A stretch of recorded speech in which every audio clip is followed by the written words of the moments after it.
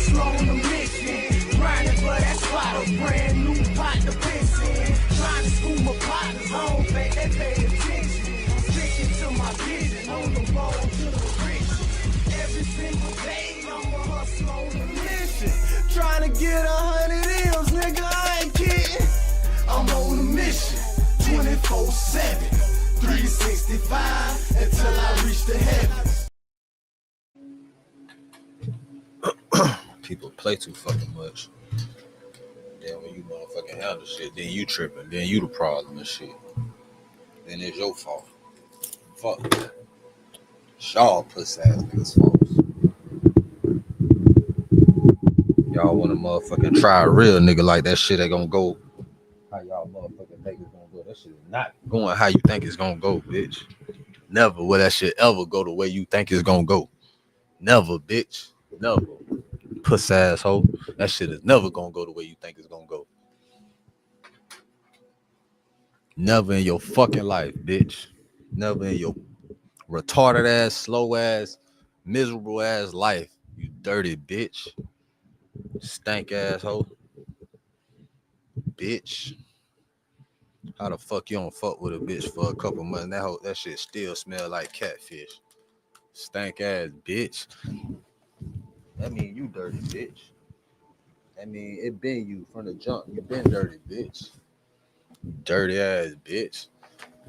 Like a nigga supposed to give a fuck. Ho, you on, bitch. Retarded asshole. Ho, slow as fuck. These hoes dumb as a bitch. Dumber than a box of rocks. Retarded ass bitch. Anyway, Homemade TV hustles on a mission every day. Sponsored by dividendsapparel.com. Remember, whatever you do, make sure you do it capital and create a positive impact today and later. Fuck them haters. Get your paper straight like that. And never forget, real niggas do what they want to do. Bitch niggas do what they can. Hoe ass niggas gonna talk about it and fuck niggas gonna hate regardless. I promise you that. So do your shit to the fullest, nigga. I don't give a fuck. And you shouldn't either. Yeah, man. Welcome to Allegedly News. Allegedly World News. Yeah, man. Yeah, man. Hope y'all having a great day like me. You feel me? Y'all make sure all that shit is good, how it's supposed to be. I walked into the store today. I was in my vibe, right? I don't even go outside that much. You know, I work from home. I do all this shit in home. This Homemade TV. We in the lit house. Whatever you do, make sure you keep the light within you shining bright. You feel me? Yeah, man. So I started out. I'm chilling. It makes it so bad. I left the house with intentions on, you know what I'm saying, get my daughter, send my daughter. So yeah, I was feeling a little better, you know what I'm saying? I was in a good mood. I was happy. Dude say, hey man, you having fun? You happy as fuck, man? That's what's up, man. That's what's up, man. I'm like, you know what? Yeah. Like, yeah, man, I'm happy as fuck. I'm chilling. I'm finna go get my daughter. Yeah, man, I'm good. To this stupid ass bitch. Stupid ass bitch always want to talk about some shit that ain't shit to talk about. Retarded assholes always want to talk about some shit but don't never want to listen. Retarded ass bitch. Slow assholes always got some shit going on in their emotions and shit and their feelings of how they feel about some shit. And the shit don't even be factual. And they try to twist this shit up in their own delusional ass brain to make themselves feel right. Just because you tell yourself something, bitch, a numerous amount of times until you believe it, don't make it fucking true or factual, you retarded asshole. Anyway, we going to the news, man. Anyway, I started to vent a little bit. I started going to a motherfucking therapy session. Fuck that. This ain't that.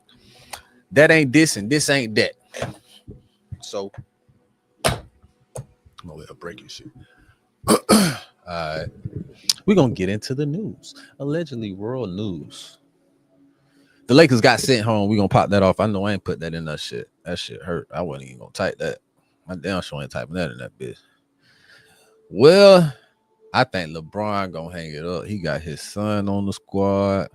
He officially passed it down.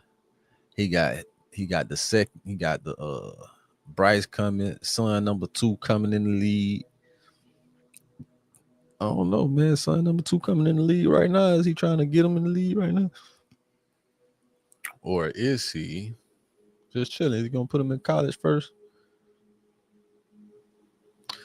One thing about it, when LeBron leave this bitch, he ain't coming back like Jordan. When he leave this bitch, there's no coming back. There's no coming back from that bullshit, bro.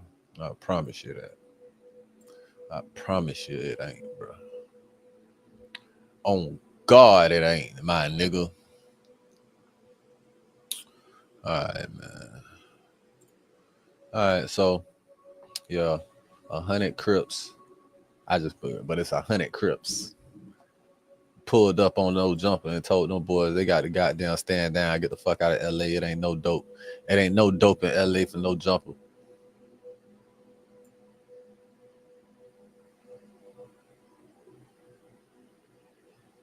No jumper. Them bitches out there tripping. Drunk every time. That nigga really ain't no gangbanger. Hey, Black gonna get drunk every time. Hey, give me my phone. Give me my phone. Give me my phone. Hey, hold on. That not turn that house. Yo, give me my phone. I'll fuck it out. Big shit. You feel me? Can I get Ash back though? Ash back, there you go. I didn't get Ash back on Power Street, nigga. Shit, man. My bad. I was looking at some shit. But yeah, man. That shit really grinds my gears. You know what I'm saying? But imagine a nigga giving a fuck about some shit that he really ain't give a fuck about in the first place, all because a bitch think that a nigga should give a fuck about some shit, or society make it up to a nigga to give a fuck about some shit that a nigga really shouldn't give a fuck about. But it's brainwashing. People are statistically brainwashing the feeling like they should do some shit because society says so. Fuck that shit. Do what the fuck your heart say. Do what the fuck your soul say. Bitch, if somebody need to get the fuck up out of here, maybe you need to be a person to help them get the fuck up out of here. You feel me?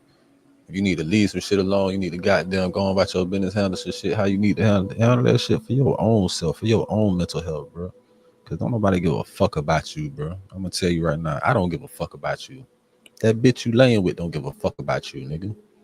Your kids, when they reach a certain age, they not finna give a fuck about you, nigga. Fuck you talking about? Nigga, your grandma don't give a fuck about you, nigga. That bitch dead anyway. Anybody that probably gave a fuck about you gone for real, nigga.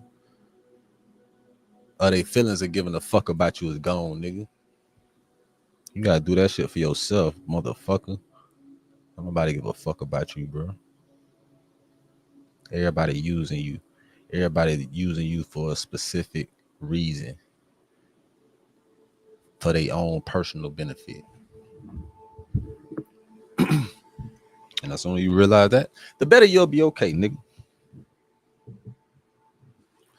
It'll start waking you up. You'll start noticing a whole lot more other shit once you really realize that and really like understand it. It will open your mind, your pineal gland to a whole nother world. Like you will really, it's gonna open your third eye. It's gonna open your third eye. Like no question, like your third eye is gonna be all the way fucking open. Like you gonna start to realize and notice shit that been in your face the entire time. You gonna start to notice that shit for the first time after fucking 30 years and shit, bro. Anyway, we're gonna get into the news, man. What the fuck going on with these 100 Crips in LA, man? What the hell going on with 100 Crips banning no jumper and goddamn Adam 22? What the hell going on, man? Crips ban who for what, man?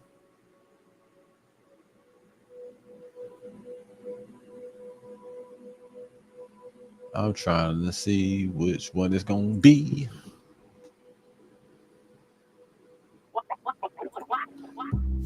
This is Home Meat TV Hustlers on a Mission every day, sponsored by DividendsApparel.com. You feel me?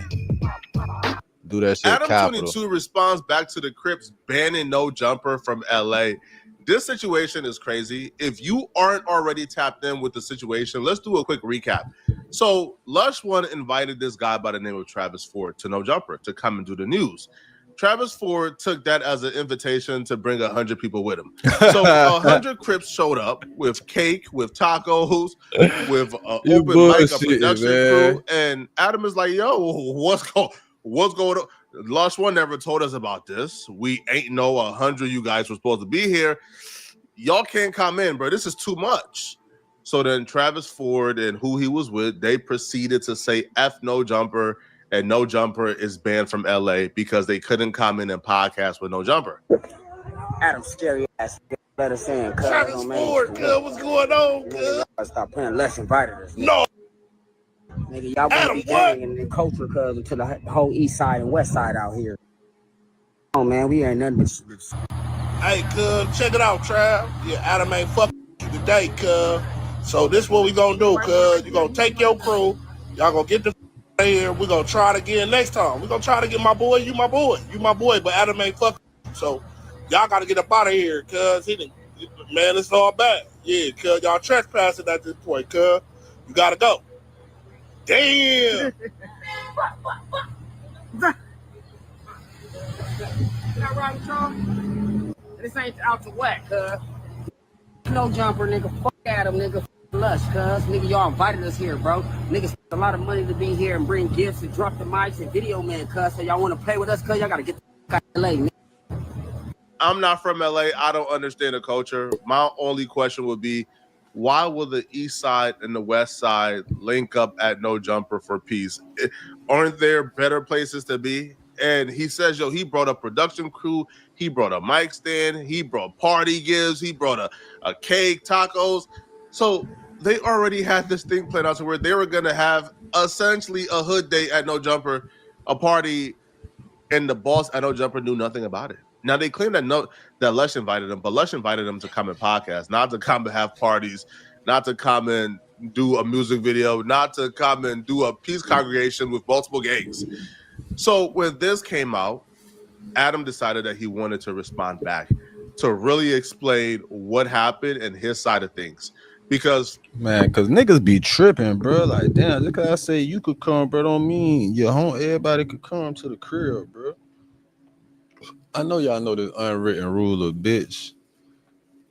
Don't bring nobody to my fucking house, bitch. Why the fuck you bringing people to my house, dog? I don't know this motherfucker, bro. Who the fuck is this nigga? And why are you bringing niggas to my house? Bro, you don't bring nobody to nobody's house, bro. If you're invited, you're invited. 100 niggas show up. Nigga, 100 niggas show up anywhere, anybody establishment, nigga. It's gonna be a red flag. Nigga, 100 niggas anywhere, man. Just popping up somewhere and a nigga don't know about it. Man, nigga ain't gonna be comfortable around that shit. Nigga don't know what the fuck going on.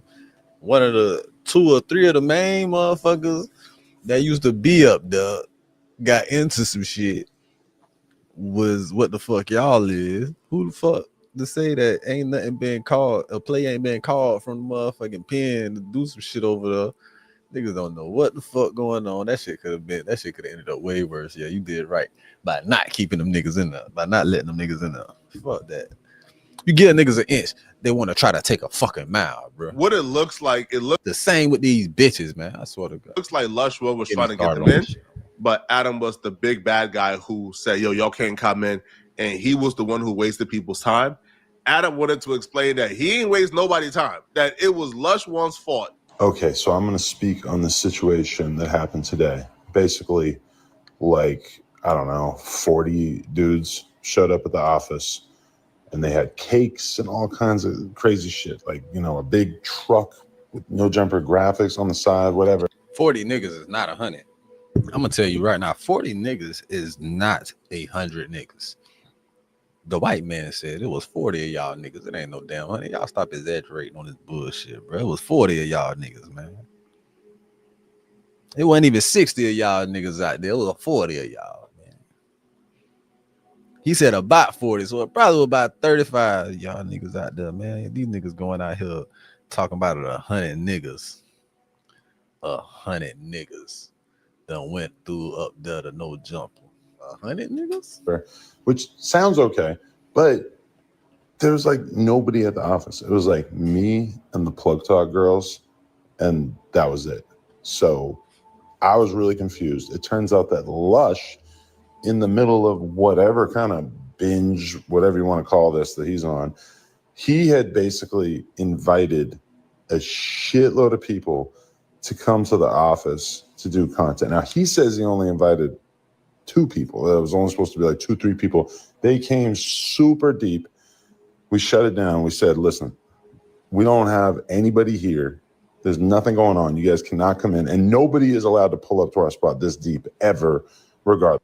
So I'm just going to say, do I blame the people who showed up? I mean, not really, because they thought that this was all good. I blame Lush.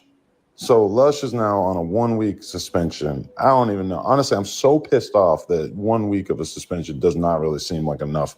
But I just want to say to anybody who felt like they had their time wasted today and all that shit, it didn't have anything to do with us. If you are on the no jumper schedule, if you're supposed to be coming in, trust me, there's an actual process to it. You will speak to somebody that is going to give you the information. And there's a cap. You could pull up with like 3 people. You can't pull up with 40 people. It's not happening. So I can't really even blame anybody who pulled up. I can only blame Lush because this is just insane. It looks like no jumper may be down 1 employee because they saying Lush 1 is suspended, but Adam is saying, I don't think a week suspension is good enough. If Adam goes to bed tonight, bro, and wakes up with some type of revelation that Lush done effed up too badly to bring back, bro, we might see a second crash out tomorrow.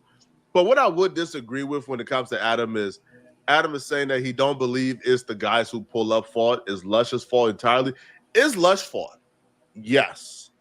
Right? Especially after the leaked video came out. It's Lush's fault for sure. But I'm not taking the blame off the dudes who pull up. I'm not taking the blame off Travis Ford. If somebody invites you, even if they say, hey, bro, you can bring a couple of people, I don't think that person's expectation is you're going to come with 40 people. You're going to come with cake. You're going to come with 60 tacos. You're going to come with a whole production crew. You're going to come with mics to film a music video. Like, I don't think that person's expectation would be you're going to turn a no-jumper facility into your hood day. That's not really what a reasonable expectation would be. So, yeah, Lush is probably wrong for not really alerting everybody that Travis Ford was going to be there with some homies. But I think Lush was planning on saying, hey, bro, you pull up with 2 or 3 homies, cool, it's no big deal. You can just walk in with me and chill in the back and maybe get on the news. Lush was not expecting you to bring 40 people, a band, 60 tacos, a cake, or like that's a tad bit much. And I don't feel like we should put the onus on Lush for not predicting that Travis Ford was going to do this. You know? Now, the reason why we have to put the blame on Lush is because it seemed like Lush was communicating but missed a lot of what Travis said. So while he was on stream, Travis was telling Lush, hey, I'm going to bring this dude. I'm going to bring this dude. We're going to have a good time. So it feels like in Travis' own way, he was letting Lush know he was going to come deep, but Lush wasn't catching on. My asada issue. I need my asada fries. Man, come get your asada issue, man. Taco Pete been waiting on you. Easy call. Hey, this Wednesday, no jumper, we turning up, gang. Oh, we turning all the way up. I need my neighbors in the building. I need my neighbors. Okay, man. We got my niggas from 6-0, Blue Cinco coming out, man. We got my boy Shadow Fall, our whole gang, man. Shout out Global Bill. I'm bringing some shit, Lush. Hey, what they call me in the main streets? Man, Mafia Lush, man. Mafia Lush. You stupid. The cracking, you know what's going on. My dog Travis Ford, CEO of Dosh Network. What's cracking? All right. Yo, Dosh Network, nigga, Taco Pete's too. We out here. Come on, man. All right, then. Lush is telling him Wednesday we gonna turn up. Wednesday we gonna get cracking. Now, Travis Ford has a sponsorship by this taco place. So he was using this invite to also get the taco place some free promo to like 4 million subscribers. So it felt like Lush opened up the door by a crack, and Travis Ford brought a bulldozer and just knocked the door down and came in and took advantage of the invite. Exactly. Now, when you look at this video is a huge difference from what Lush was telling Travis Ford when they were outside at No Jumper. Yeah, dog. Bro, these folks are tripping right now, dog. We're Adam, come outside. Bro, hey, They don't come outside, it's gonna be a problem. Hey, bro, they're tripping, bro. What you tripping on? What You told us to be here. Nah, bro, I know, but you wasn't supposed to be like super deep like that. You said it was just gonna be the 2 y'all was gonna come back right And now. my 6 hoes and my home. I get it. I get it. Yeah, you know, I'm trying to. My cousin. Lush is like, bro, I told y'all it was only supposed to be 2 of y'all. Travis Ford like, hold on, bro. That audio said we was going to turn up. We was going to have fun. Now, I understand what Lush said. I still don't think a reasonable person would hear that invite and hear, I'm allowed to come and turn their facility into my stomping ground and into my venue for the day. I just don't think that's how that works, bro. Right? So Lush will actually take to YouTube to break down exactly what happened, how he effed up, and he will also respond back to Adam 22 suspending him for a week. Since then, and I've always wanted to continue to try to work with him. Vice versa, he always tapped in with me. Never really had a chance to spin the block with an interview again with him until about a month ago. Earlier this month, we wound up locking in the interview, and I had him come on the news. Now, I've been wanting to bring him back. I completely fucked up as far as the protocol, and I did not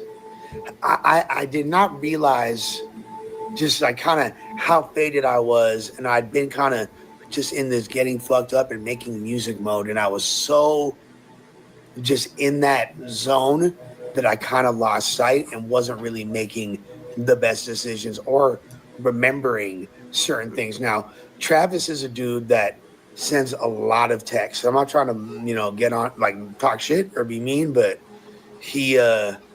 Travis sends like a ridiculous amount of texts and Instagram messages to the point where it's impossible for any normal person to like keep up with them or even respond. Like it's damn near there's been months where he's having a conversation with himself in my inbox, respectfully. But we had talked the other day. Apparently, I don't even remember this part, but apparently when we were on my live stream, well, we got on the phone and he said like, yo, I'm bringing the homies with me, Blue Cinco, and I fuck with Blue Cinco, you feel me? Blue Cinco is a real ass dude. Poncho's a real dude. There's a lot of Rick Rock. There's a whole group of dudes. The other, I think Danger is the other dude's name. The dude that's a Poondaga's artist. All really solid dudes. But I thought that like that Travis, come in with me, maybe get him on the news with one of his homies or something. I should have been communicating better, but I was so deep in the weeds with my bullshit that I didn't,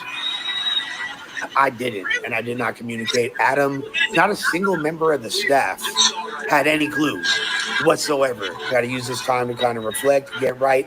And I've been going so hard, I haven't given myself any breaks. So I would really like to just step off of the internet until I come back next week and completely, although I do kind of want to tap in and do some more music streams in the meantime, just to stay sharp, because I'm on such a wave in that regard, which I'll continue to do so. So again, and also, yeah, apologies to all the people that showed up. I know a lot of them came. The truth of the matter is Adam really had nothing to do with this, but because Lush invited people who were unauthorized to be there, Adam and his business is now being affected. So now people are saying, yo, Adam called the police on us.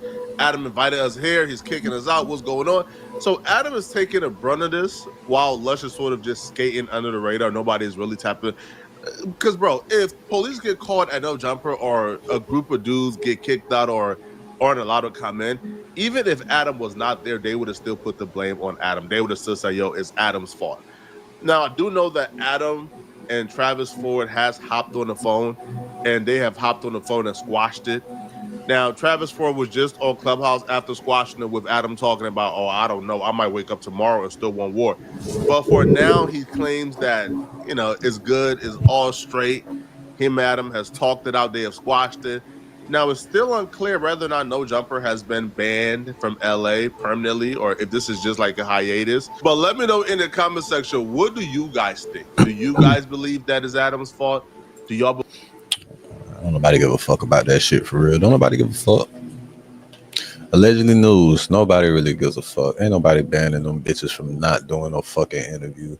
And don't nobody give a fuck if he wake up feeling different and he still want war with a white man about a fucking interview and about his property and his place of business. Bitch, grow the fuck up.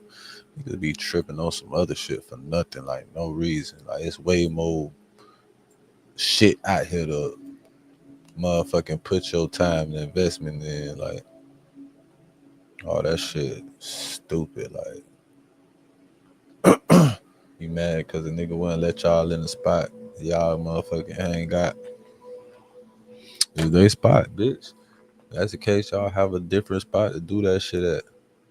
Like, oh, okay, we can't come in there. Fuck it. We got a spot down here, man. Y'all bring that shit over here. We do the interview over here. Then fuck Adam. Bitch, we got goddamn 20, 30 spots around this bitch. It's 40 niggas around this bitch. We can't go nowhere to one of these goddamn. And now one of 40 niggas got no establishment. Y'all niggas could pull up and do that shit y'all. They done brought cameramans and shit. So y'all brought cameramans and people. So I know it's another location y'all could go to. Fuck them people, man. Y'all in LA. That shit be lame as hell. I ain't gonna count. Niggas supposed to have all the resources in the world, all the shit in the world. But I feel, you know, it's about the exposure and all that shit. And that's the case. So you can still bring the fucking host that's supposed to give you the interview. Like, they can still put that shit up on their shit. It ain't gotta be done now. You want that shit a certain way in your environment. Fucking do that shit how you want to get that shit done. In your fucking place of business. Like, how do you know when it's time to end a relationship or when that's really to really fight for it to see if there's something there? I don't think there's a right or wrong answer that applies to all situations, but I think there are. Adam 22. You stupid as fuck if you trust in that bitch. Hey, when you really to completely understand a woman would be to never fall in love again, y'all nigga. That's a message to my little cousin, nigga. Don't you fall in love with these bitches, nigga. Learn to really understand a bitch so you can understand what the fuck I'm saying, my nigga. You don't never want to fall in love with this bitch, nigga. With none of these bitches, nigga. Love is fictitious. It's fake, nigga. It's not real, bro. You could care for something deeply and they label it as love. It's not love, my nigga. There's no real love out here, my nigga. The real love you gonna ever have, the realest love you ever gonna have or feel, nigga, is gonna be from your motherfucking kids. Not even your fucking parents, nigga. It's gonna be your motherfucking kids, nigga. Some of your grandparents, but it's gonna be your kids primarily. And that's only gonna be for a certain amount of time, nigga. Nobody give a fuck about you niggas. Hey man, you'll be alright though. Allegedly news. We're back here. Allegedly news. Allegedly news. That boy FINESSE2TYMES gotta turn himself in because he been fucking. He said he got snitched on by the little jit though. He said the jit hot down told on him, got him fucked up, and he only had 45 days left on parole or probation. What the fuck? Boy, I know you mad as a bitch. Boy, I hate. That's why I be like, boy, I don't be with that shit. If I gotta do some probation, just lock me the fuck up. And I'm not gonna do it. I'm gonna tell you, y'all trying to put a nigga on probation, talking about he can't smoke. I'm gonna smoke. I'm gonna smoke, bro. Ain't no doubt about it, boy.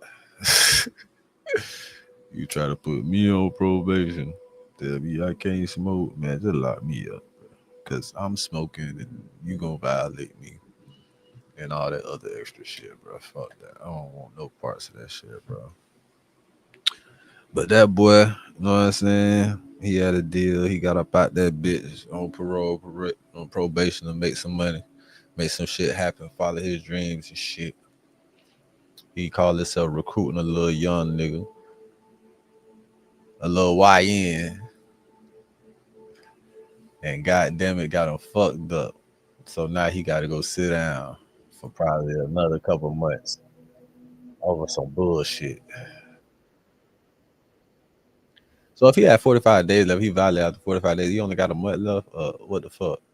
That don't even make sense. Like, what they gonna give him? Are they gonna give him the whole entire time that he was supposed to get? That's fucked up. They known to do puss ass shit like that. I don't know, boy.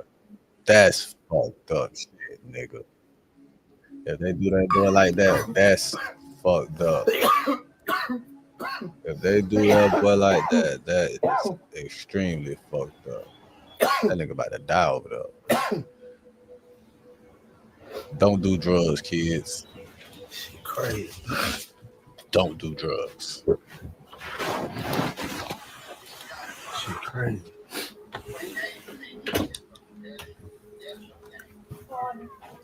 Oh shit crazy.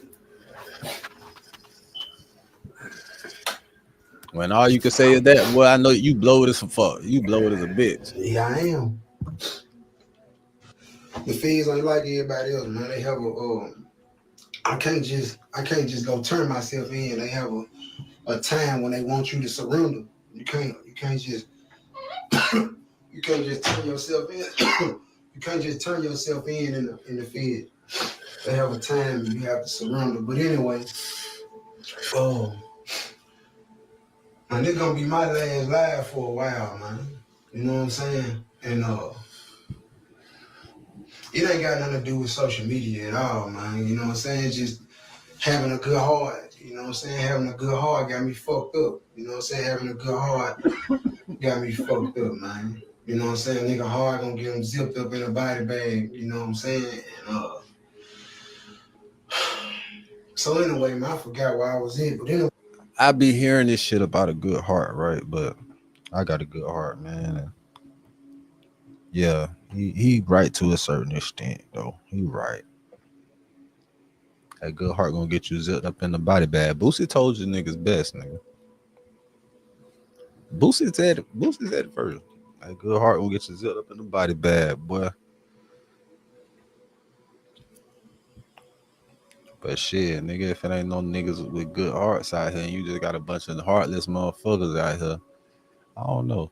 Maybe that's what the world actually needs for, or maybe not even what this country needs, a bunch of heartless ass young niggas running wild. What if that's what niggas need? Like, what if that's what's missing?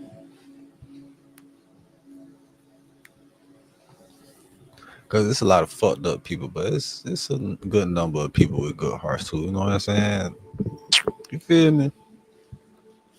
I would say so. I would imagine. You would want to be imagine that. Me being a positive person, I like to think that. You know what I'm saying? In all actuality, it's probably false as fuck. Like, but people are taught this like as a child. Like, I don't know any kids, any badass kids that didn't learn how to be bad. You know what I'm saying? I never seen a kid that was just naturally bad. Like, I'm not saying like always getting into shit and shit like that, because that's not bad. But I'm talking about naturally bad. Like,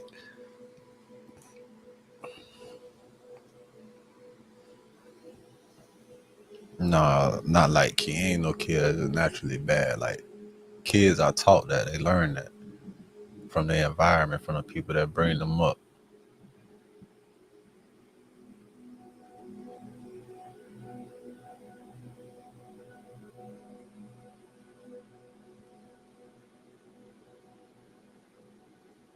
That's why you can't just have your kids around anybody, bro.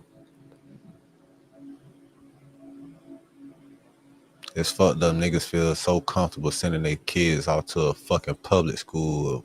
Racist ass people don't even fucking like they motherfucking kind, they ancestors, anything. It's some evil ass people out here, bro. It's people that are motherfucking adopt black children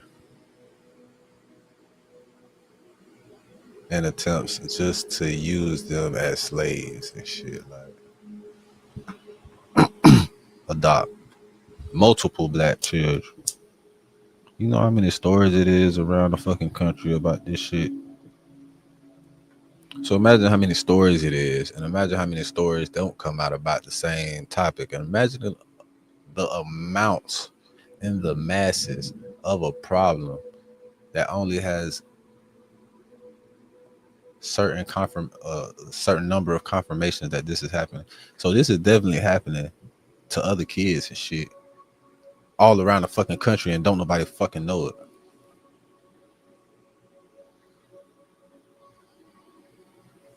I don't nobody give a fuck though. Anyway, long story short, I allowed this woman in my house, and she was jealous, man. You know what I'm saying? She was jealous and envious of her daughter relationship with me, and that she couldn't get out of me what she wanted her daughter to get out of me. You know what I'm saying? I ain't no trick, cause like I ain't one of them. I ain't no nigga who just gonna give my money away. I don't give a fuck how many millions I got. I'm not giving no 10 and 20 and $30,000. I don't care about what other niggas doing. I don't care about what's the trend is, buying Birkins and all. I don't do all that. I'm sorry. And if me not being a trick make you not like me, then so be it. I've been locked up all my life. Ain't nobody did nothing for me. Ain't nobody gave me nothing. You know what I'm saying? So if you don't like me because I ain't tricking, then baby, we ain't meant for each other. It's just simple as that. I can't do that. You know what I'm saying? I sit up in the cell for years and years and years. Ain't nobody sent me nothing. And I supposed to get out here, get my millions. And just because you a bad bitch and you look good and your ass fat and your head fine, I supposed to just shower you with gifts and shit? No, man. Fuck no, man. You know what I'm saying? So nigga she mad because her daughter can't come into my life and shake me down. So the first time we have a situation, I put her out. I tell her, man, you can get the fuck on at my spot. I put her out. But the man in me, right? The man in me, you know what I'm saying?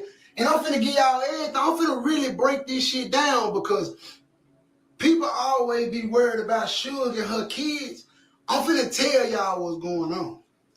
People always be wanting to speak on why the other kids ain't there, why the other kids ain't around, why the other kids woo. You finna learn today. Since y'all want to be a motherfucker, being a motherfucker finna get all the way down to the nitty gritty about this shit. Check this out. Sugar mama is the real deal laws.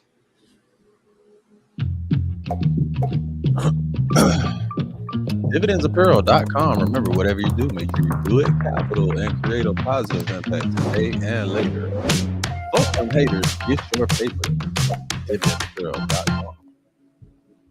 The real deal police type shit. And that's all you sent to jail or get you fucked off. I didn't know that about this lady at first. I didn't know that shit. I didn't know that about this lady. I didn't know that, she came around me. She came around me like an old sweet lady who want to help and be there so we can go handle our business and make our money and do our shows. Sounds familiar, don't it? They always come with a representative. Niggas gotta stop falling for that representative. You niggas gotta start motherfucking learn how to see through bitches. Like, especially when a bitch too nice to me, she don't know me like that. Just cause I'm my name some shit like.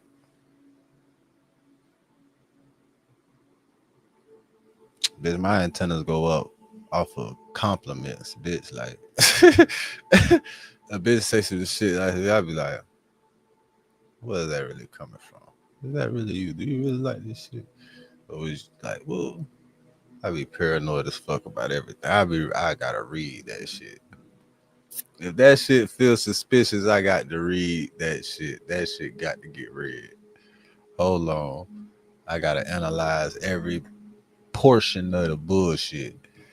The energy was said with, the tone, the look in your eyes. Was you smiling for real? Was that a real smile? I ain't seen no smile with your eyes though.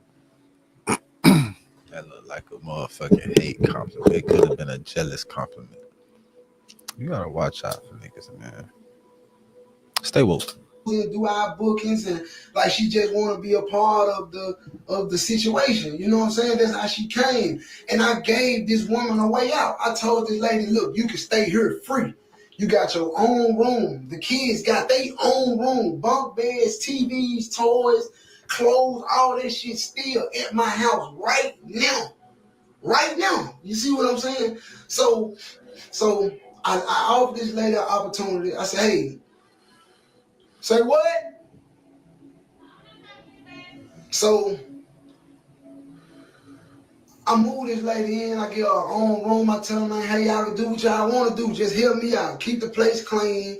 You know what I'm saying? Keep the place clean. You know what I'm saying? You know, just that's it. You know what I'm saying? Y'all do what y'all do. You know what I'm saying? Like, I'm on the road and shit, so I'm busy.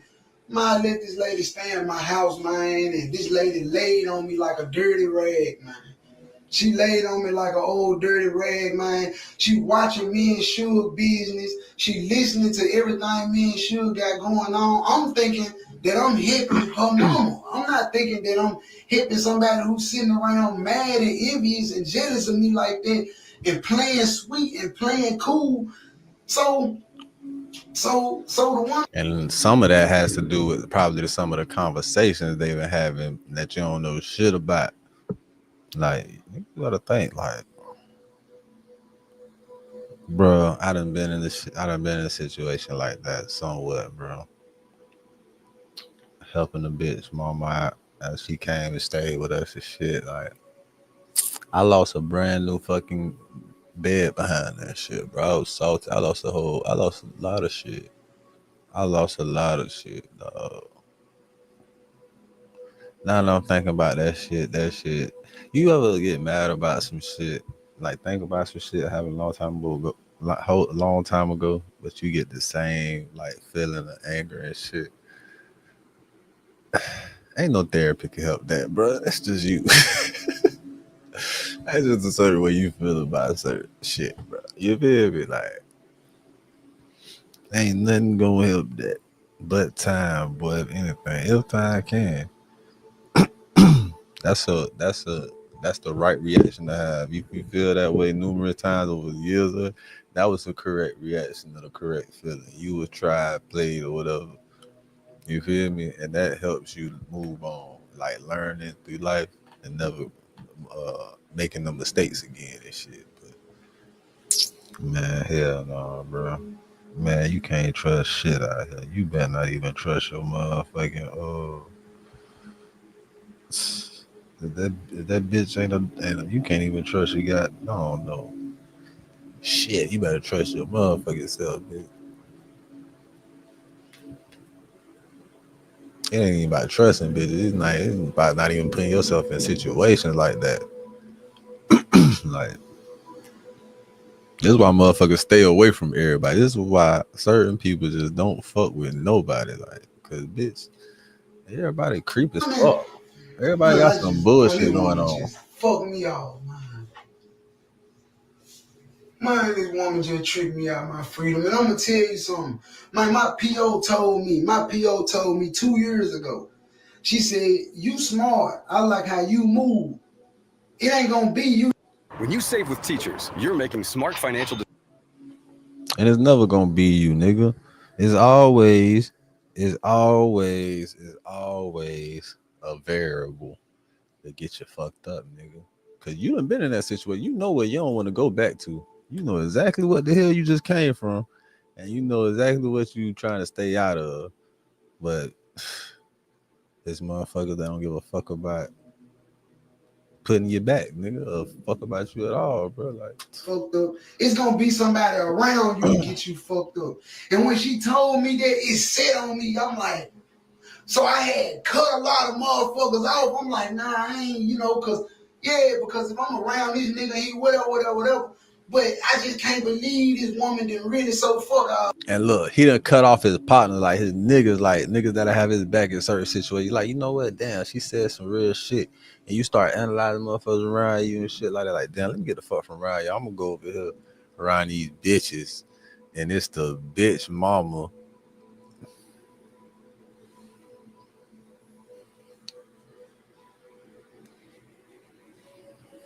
Shit, nigga, you might as well stayed on the road, kept getting in the controversial shit in the clubs when niggas goddamn shooting shit in the clubs and all that. Cause that ain't get you violated. That ain't good. Well, no news about your violation until about a month since before you was finna get off that I'm shit. gonna get to the point. That's crazy. Sugar ain't got her kids because of her mama. Sugar mama will take the kids, run off with them, threaten to call the police and tell them, I'm gonna call the police and tell them you selling dope. I'm gonna call the police and tell them she buying guns. I'm gonna call the police and tell them y'all got guns in the house. Because she know I'm on federal probation. So this the type of shit this the type of games that these women play. This the type of. That's some whole ass shit, bro. Bro, that's some whole ass shit. That's some whole ass shit. Anybody do that type of shit, some whole ass shit, bro. That like them some whole ass people. That's some fucked up shit, bro. Like it's stories like this that make me think about ideas of different type of superhero movies. You feel me? Like it wouldn't even be like a superhero movie, it'd be more like a goddamn horror film. Be more like a horror film and shit like that. When people be doing flaw ass shit. Like, you know what I'm saying? Like I got a whole story plot of a whole movie. I don't even know if I should say this shit because it's that good. And I know as soon as I do it, I know it'll be like a couple months. I see some shit, a trailer. It'll be some bullshit. Like niggas started working on it as soon as I said it. Shit. I'm sick of that shit happening, bro. I swear that shit be some fuck shit. Like, but man, I damn sure got a horror film about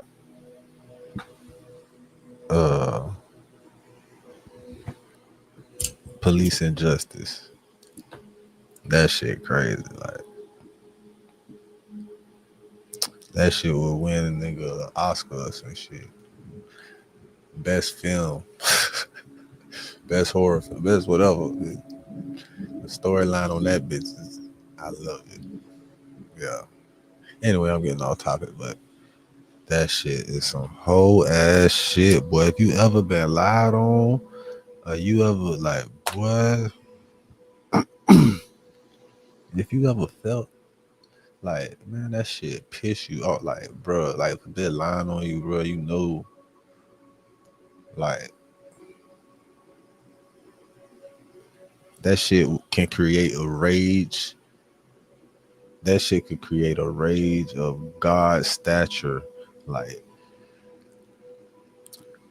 I said, bro, I don't believe in the devil. I believe the name of the devil is just is God's vengeance. That's the name that they gave the devil. I mean, that's the name they gave God's vengeance, the devil. That's how mad nigga get. Like, the fuck, man. When a bitch lie on you, boy, that shit pit, boy. Man, I'm just thinking about all the times the bitch done lied on me at school, all type of shit. Like, I just pulled off on a bitch today for motherfucker talking about I was lying about some shit. And bitch, what?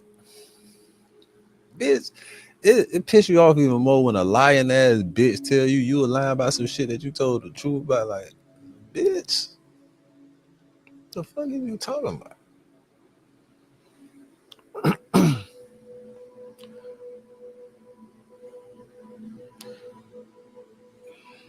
Stay off drugs. Kids don't do drugs. Game that this woman playing with me. So I tell you, I'm like, man, I ain't gonna lie.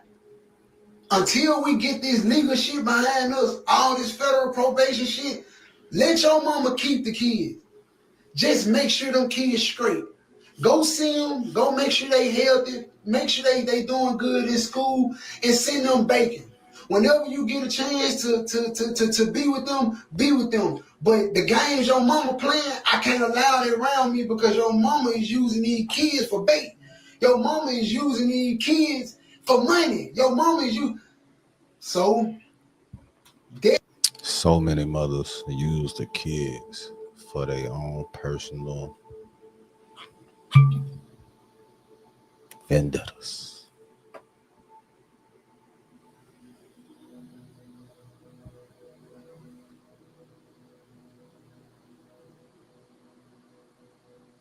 If you think you have a question of like,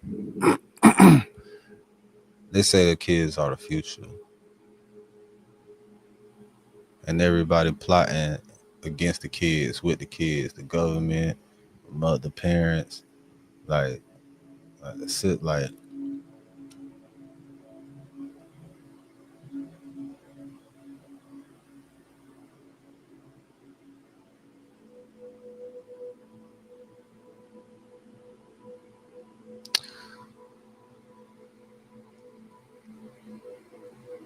Like, where do we begin to even fix the kids before, like, how can we stop the shit before the kids get fucked up? Like, you can't, like, the government want to motherfucking give your kids all type of stupid ass vaccines that make them slow and give them all type of different diseases or complications or side effects to that pussy ass shit. And they tell you to get these vaccines at a certain time, like all that bag of shit, and that shit creates more of a reaction. The government will motherfucking tell you get a vaccine, COVID vaccine, and if your kid is above a certain age, they could get vaccinated too, and put that shit in your kids, and they know that shit ain't even been studied a quarter of the time that it should have been before even issuing it to the public.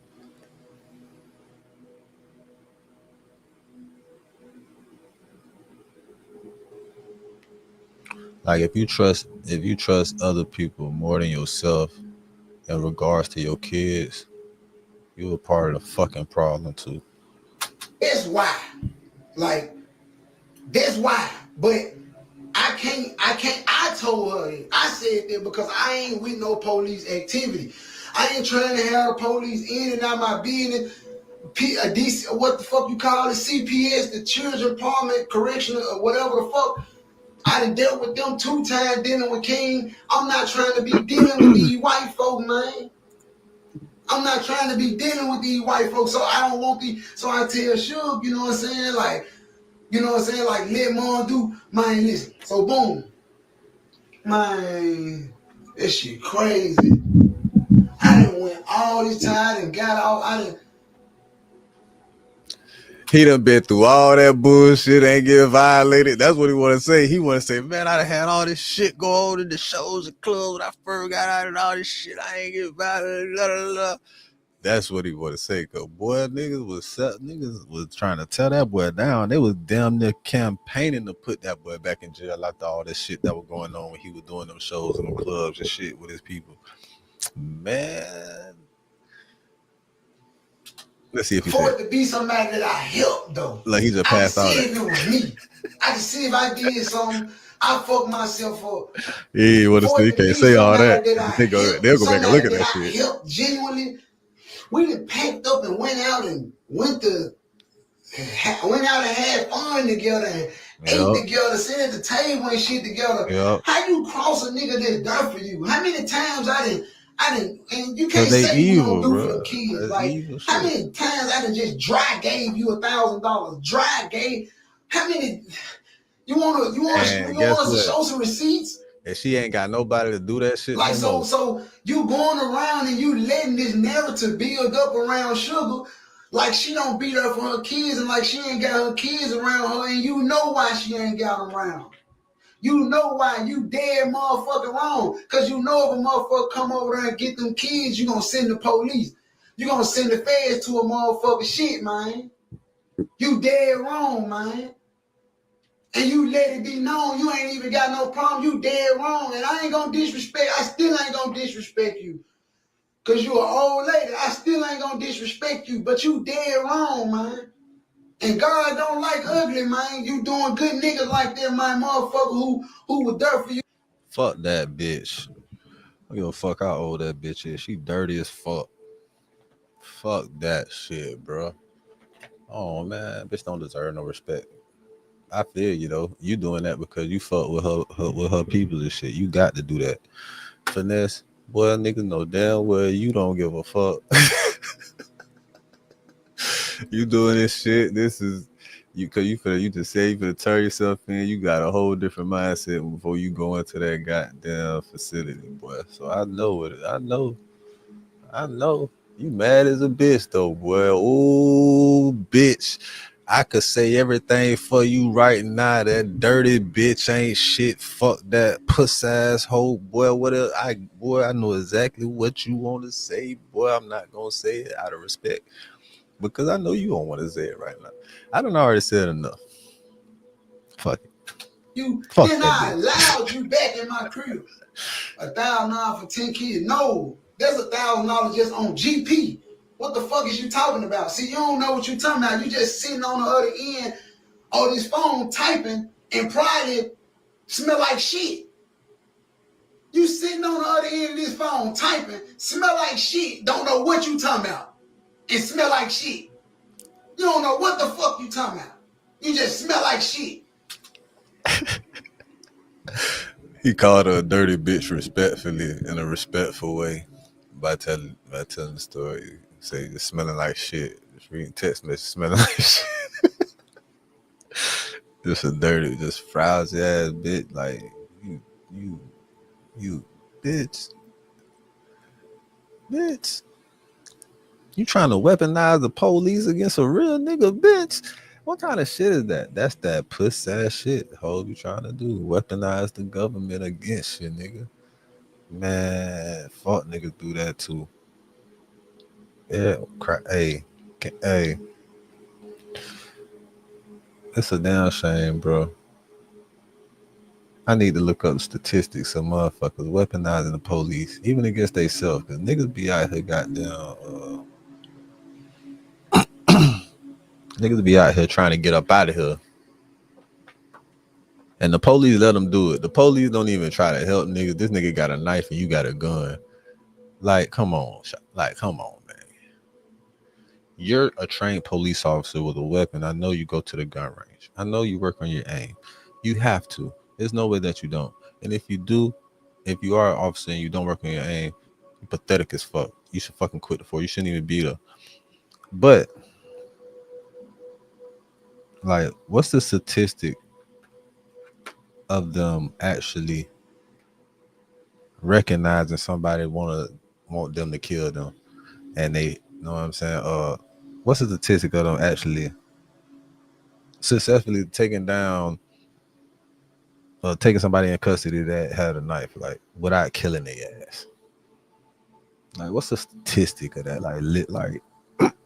Like for real though. Because by that logic, right here, right now, today, I ain't even gotta have no problem with the police. I could just have a knife in my pocket.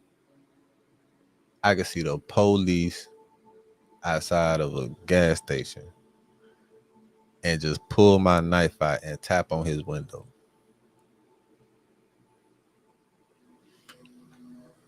With that logic, he's threatened enough to be in his vehicle and I would still be shot while he's in his vehicle and I tap on his glass with a knife.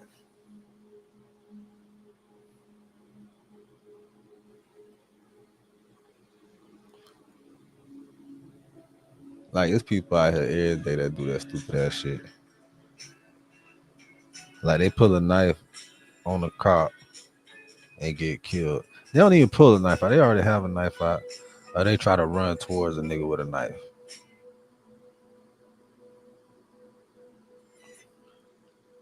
And my thing is, where the fuck is the tasers at too? Why niggas go straight to the gun first?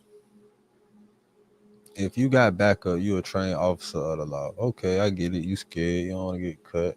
You could die quick as fuck. Hell yeah. Hell yeah.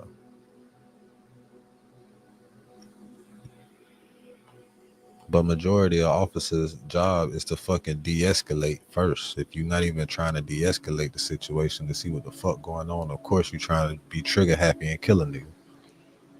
But I'm just thinking about that, like, I wonder what the percentage of that shit would be.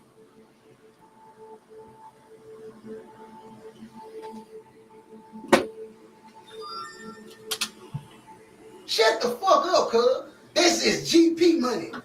$1,000 ain't no money around here. Like this money just for the hair and the gas money. Man, I don't care about. Yeah, they just thank you money, nigga. You know what I'm saying? Like, to shut the fuck up. You know what I'm talking about? You know what I'm saying? But so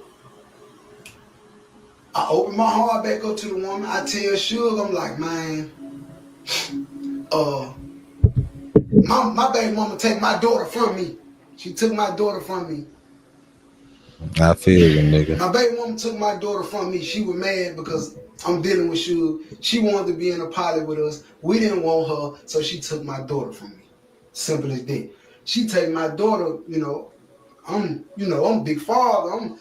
So I tell Suge, I'm like, man, let's do something, let's get the kids back around, man. It's been 8-9 months. I forgive Joyce for that little shit she did. Man, let's let Joyce come back over here and get the kids in here, man. And you know what I'm saying? I want to do the family thing.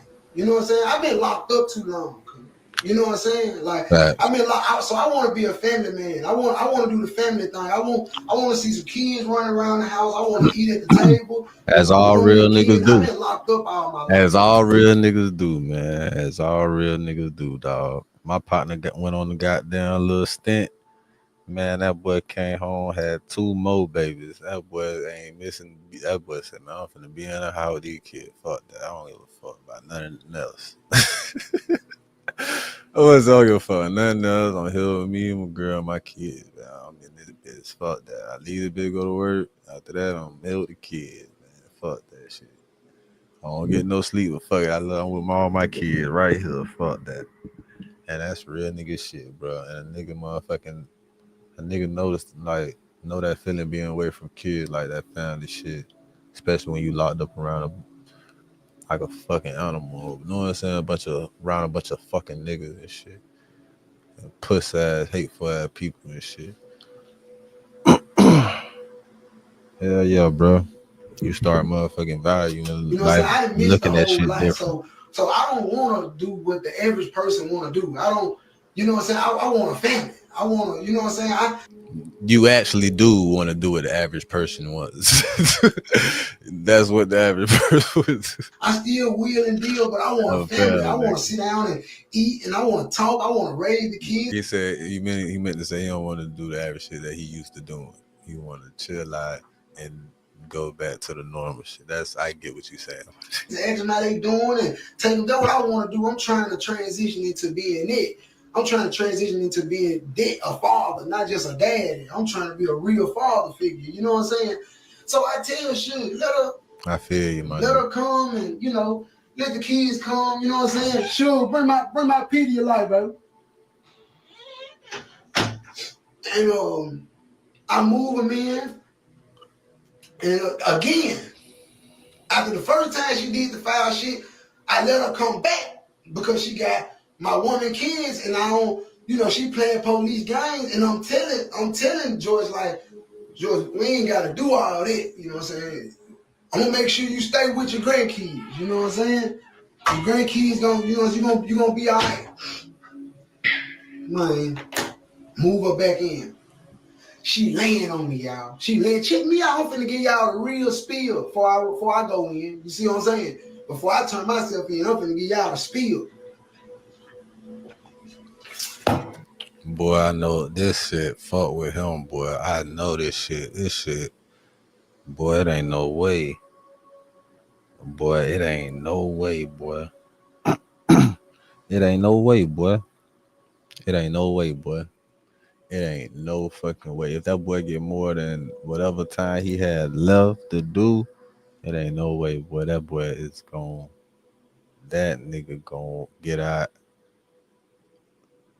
wanting vengeance. That nigga's gon' get out. Boy, man, what? Like, man, it's certain shit that just make you like hateful. Like, I don't think that'll help me. I don't think he'll be that type of person and shit like that, but that shit though, boy. That shit that crazy.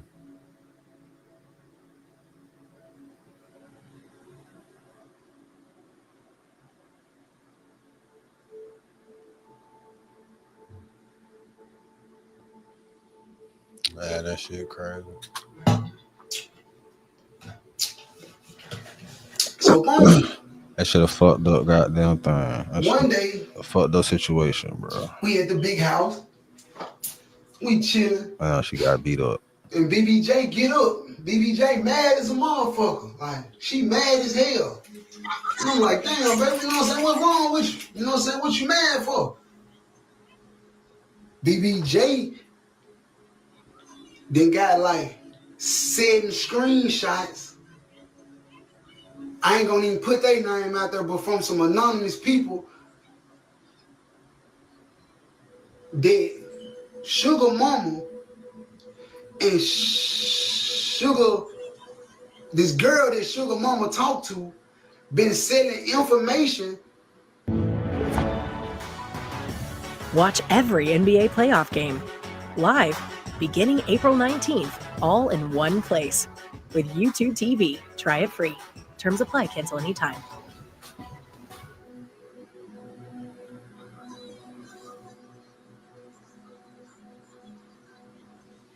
That shit crazy. Awards program managers the world over trust AwardForce software to save time managing their awards. They go on in my house to the blogs. She been selling information. These folks knew BBJ had a warrant. Oh man. And Sugar Mama said in one of the messages in the screenshot that she wanted that bitch to go to jail anyway. She was like, yeah, that bitch got a warrant and yeah, the police liable to pop up any day. The police liable, like she ready for BBJ to go to jail. So I'm like, damn, like, what the fuck you talking about suing? Man, what the fuck I look like suing this old sog ass woman, man? What I'm gonna get out of it? Fuck I'm gonna sue this old sog ass woman for, cuz. But anyway, so I found out that she's selling information to the blogs, to the T pages and shit. Man, fuck that. Whoever said Sue got they own the son. Was that 50 Cent? 50 Cent will tell you, and 50 Cent will tell you, boy, garnish that bitch wages, bitch. You could own that bitch for the rest of her motherfucking life. Man, you get the motherfucking sharks on a motherfucking case. Garnish her fucking wages.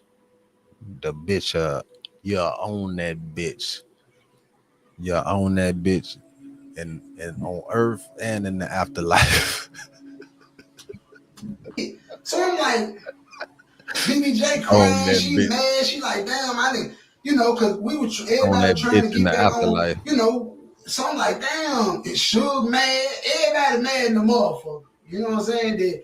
That Joyce and this girl been selling what's going on in the house to the blogs and shit.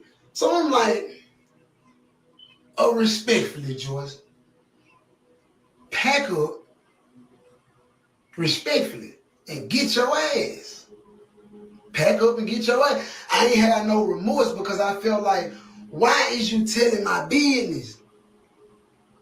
Why is you telling my business? Like, why is you selling information that's going on in my house to the blogs for, Joyce? Like, what you doing there for? But respectfully though, just pack up and get up out of here. She come to me and say, she crying. Oh, well, what about the kids? What you mean, what about the kids? They mama here, BBJ here. I hire nannies from time to time. We don't need your help, Joyce. You can leave. Why every time you get put out, you want to say, oh no, the kids coming with me too. And then when a motherfucker say, no, the kids can stay here. The kids don't have to go. Why is you taking, oh, well, I'm finna call the police. I'm finna, you know what? The police, you got that. Go on. The police, that's what you gonna call? Go. Take all the kids with you and get their clothes, their snack packs and everything. Backpacks, scooters, take all this shit you talking about putting the police in the bin. Bye. That's how I'm moving, cuz. When the police get involved, I don't want nothing to do with it. I don't want nothing to do with no police, bro. I don't want nothing to do with the laws. I don't want, all you gotta do is tell me you gonna call the police on me one time. I'm out your business. I'm out your hair. You have never got to worry about me again. Trying to tell you. Anything about you can say, and I'm gone. For real, man. It's over with. It's over with. You know what I'm saying? So I kick Joyce out. But let me tell you how I kick her out. And then when she leave, like I said, she leave with the kids. So she was crying, she mad. I'm like, man, listen, just go on, let her go. Let her take the kids. When we get this legal shit behind us, we'll worry about that. We'll get custody of them. We'll get custody of the kids after we get this legal shit out the way. You going to court, I'm on federal probation. She turned out the police. Let her take.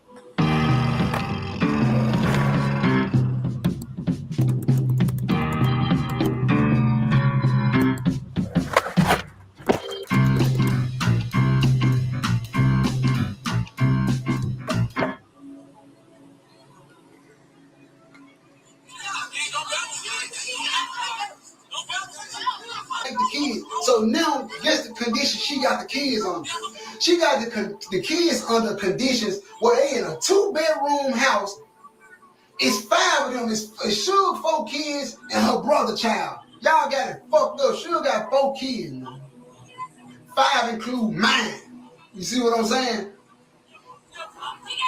And she got her brother child. Her brother in jail or whatever. But anyway.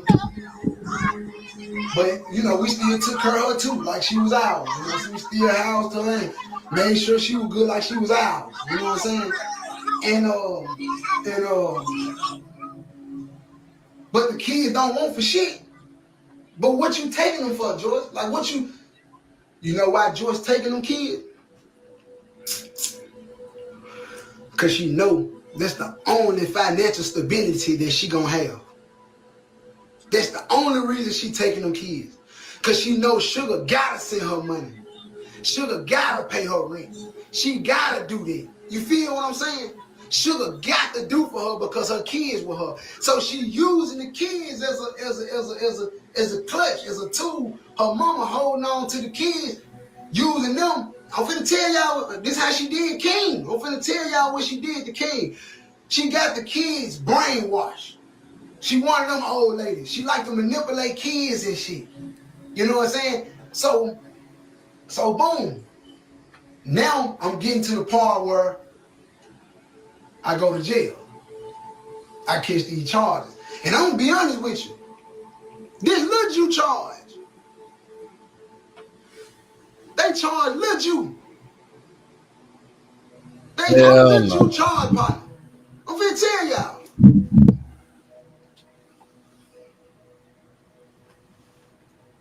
And when she leave, mind you this, when she leave, I give her a few thousand to leave.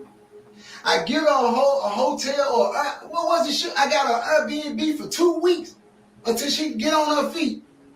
I said, go to your Airbnb, here go you some cash, and I gave her my Hummer. That's my heart again. The Hummer too? I'm a motherfucker that went and sold information to the blogs about me. I'm still helping them. Damn, so she got the extra money up at you, and you let her get the Hummer too? I don't know, bro. I don't know, cuz. Borderline tricking me, cuz. After she did the shit too? This after she did the shit the first time. You got brought back around up. And man, that's great. So she ain't have did she not have wheels on her own? She had to have wheels. She had to, didn't she? Did she? Maybe she didn't. I don't know. I don't give a fuck. The bitch flop. Dirty bitch. I'm still sitting up here helping a motherfucker after a motherfucker went and told these folks my motherfucker business going on in my house. I'm still helping a motherfucker get a motherfucker money, a roof over their head, and transportation. Dirty motherfucker. I'm wrong though. Yeah, I'm wrong. Hell yeah. All right, so look. So you wasn't even supposed to do that shit. Fast forward. That's why you Couple weeks go wrong. by. Yeah, Aaron, you wasn't even supposed to do that shit. That's why. Sugar finna have to pay her mama to watch her grandchild. Mm-hmm. And you be watching Spice Kids for free. You watch Spice Baby for free. You watch them, and I'm gonna tell you why you watch that baby for free like that. You watch that baby for free because you like the fact that that baby turned out not to be mine. You like that baby ain't mine, so you'll watch Spice Baby for free, but you are charged to watch your real grandbaby. Man, you sick, man. Man, you sick, George. You sick, George. You hear me? And I'm gonna let you know. Before this shit over with. Y'all finna see. But anyway. So her ass put out. And Suge finna pay her because we got a booking. So we at my people's smoke shop. Watch live sports with no hidden fees or long-term contracts with YouTube TV. Try it free. Terms apply. Cancel anytime. We posted up. We ain't doing shit, chilling. Everybody just preparing to go to the show. So Suge mama pull up. She got the kids in the car with her. Now, mind y'all now. King also been away from around me for 3 months. King been away from around me for 3 months. I ain't seen King. I'm thinking King with his daddy. Cause that's the last nigga I seen him with. That's the last nigga I seen him with was his daddy. But now mind you, this one King is bagging up from me because I ain't buying him no more Gucci and Louis. He ain't having no more big boy bankrolls, and I ain't taking him to the clubs and shit no more. I'm putting belt to ass now. He going to school now. He rocking regular kid clothes. So he ain't liking this because he want to be grown. Can't want to be grown. He don't want to do what I'm telling. So now check this out. So when I put Joyce out, King say, bruh, can I go over Joyce's house until school get out Monday with the rest of the kids? I said, King, I don't know. Let me call your grandma. I call King grandma now.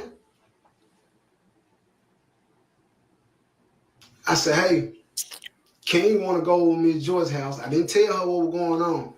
She said, King don't need to go over no Joyce's house. I don't know no Joyce. So King was like, right. Grandma Joyce is the lady who that's the kids' grandmama over here.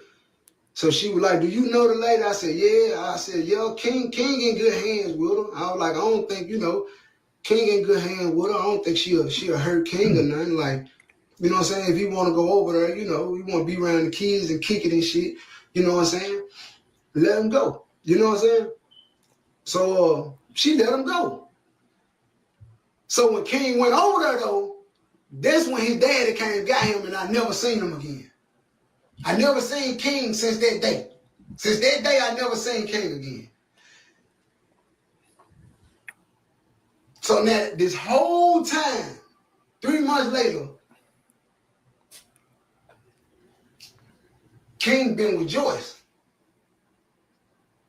Joyce got him over there using them for information. Joyce got him over there using them for his money. This old lady. You see what I'm saying? Got him over there using them for his bread and his information. You see what I'm saying? Dirty mother. But since he can't do what he want to around me no more, that's why he ran away with Joyce. Yep. Because Joyce finna let him do what he want to do and say what he want to say. Yep. He can sneak around Joyce. He can't sneak around me. I'm hip to all the little bullshit you on. So I ain't going for it. So he wanted to go around Joyce. He came was ready to get away around me because I wasn't going no more. That's all. That's all it was. When I slowed down and I made him start earning the shit that he was getting, King was ready to get away around me. King used me. It's safe to say that he used me. He pulled a real Memphis move. That's what King did. He used me, and then after he used me, he aired me out. You know what I'm saying? He did a Memphis move. That's what Memphis niggas do. That's how Memphis niggas rock. There's a Memphis nigga for you. Like, they gonna use you and abuse you, and then they gonna act like they ain't never did. You ain't never did shit for them. That's a Memphis nigga for you. That's what they do. Man, fuck that. That's a fuck nigga for you.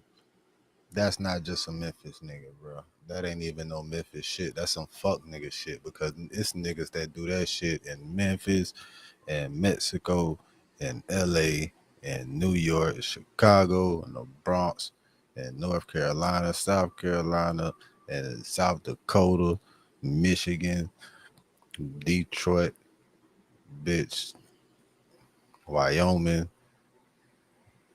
shit. What else got? Ohio, Cincinnati, Cleveland.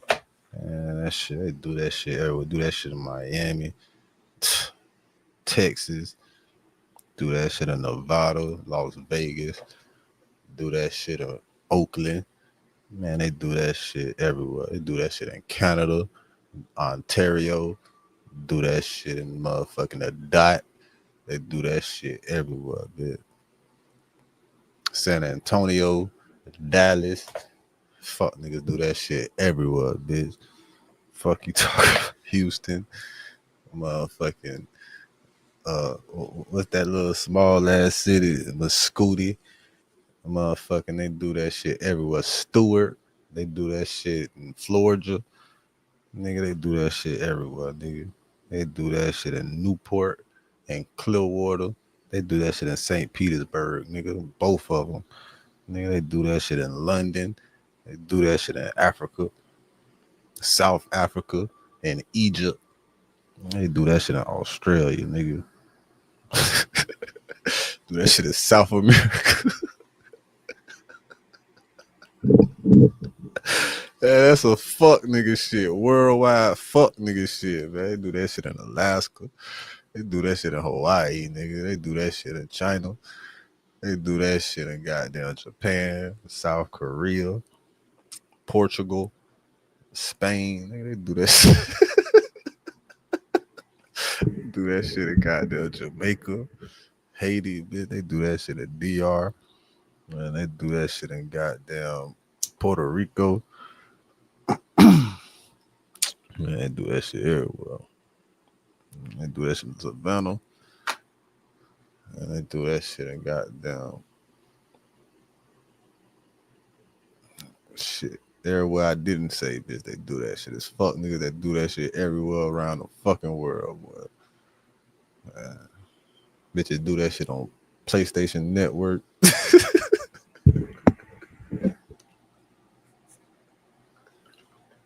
You know what I'm saying? But anyway.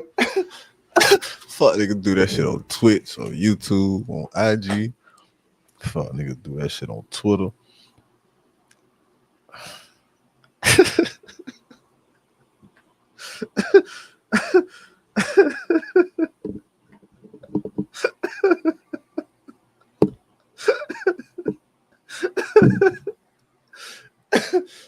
That's just some fuck nigga shit. Shit, my stomach sore. I can't even laugh. Joyce coming to get the baby. I can't even laugh. Man, you clever in a car seat at this time. Well, she a newborn baby at this time, like 2 months type shit, like 3 months. I'm sitting in the back of the smoke shop. That's allegedly world news. Sugar oldest daughter come in there. She dressed up. It was a dress up day in school. So I said, "Oh, what, you was an old lady today?" She said, "Yeah, King dressed up too." I said, "King dressed up?" She said, "Yeah, King dressed up." I said, "King been at school?" Cause I know he was in daddy's with his daddy. Like, she said, "Yeah, King been at school. King in the car." King in the car? How the fuck is King in the car? Like, y'all ain't understanding what's going on. Like, if something happened to this boy, man, them folks is gonna come at Finesse. They not gonna come at Miss Joyce. They not gonna come at his dad. They not gonna come, they gonna come at Finesse. If something happened to this boy, anything go on, the first thing they gonna look at is me. So I'm like, what? I tell King, come here. When King get in there, I said, "God damn, my nigga, you just been bucking the shit out of me, ain't it? Man, sit your ass down, man. Like any other dad will do. Like any other dad who don't play that shit will do. Hey, man, sit your ass down, man. So now I'm finna have to get him back to my mama house because we got a booking. We finna have to go out. I'm finna have to... Man, guess what King do? He scratch out running. Literally. Like ass and elbows. Like, that's all you seen. Ass and elbows. King strike out running. Back to the truck to Joyce. This is exactly how I'm looking. The fuck, like, he just ran, like, King just... I said, "Let you... Man, go get this nigga, bro. Go get King, bro. I don't know. This nigga tripping. Let you go out there by himself. Now, this the charge. This the charge that this old lady done went and put on me, y'all. This what this lady done put on me, y'all. Let you go outside. By himself. Now, mind you,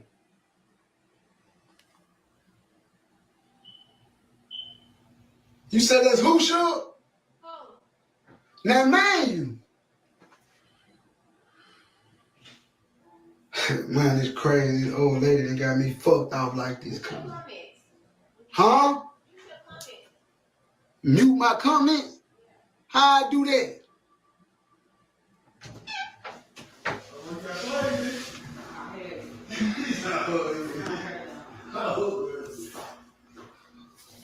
Oh.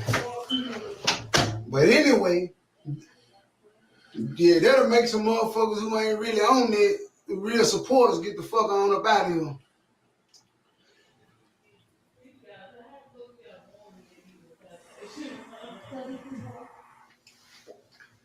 So look.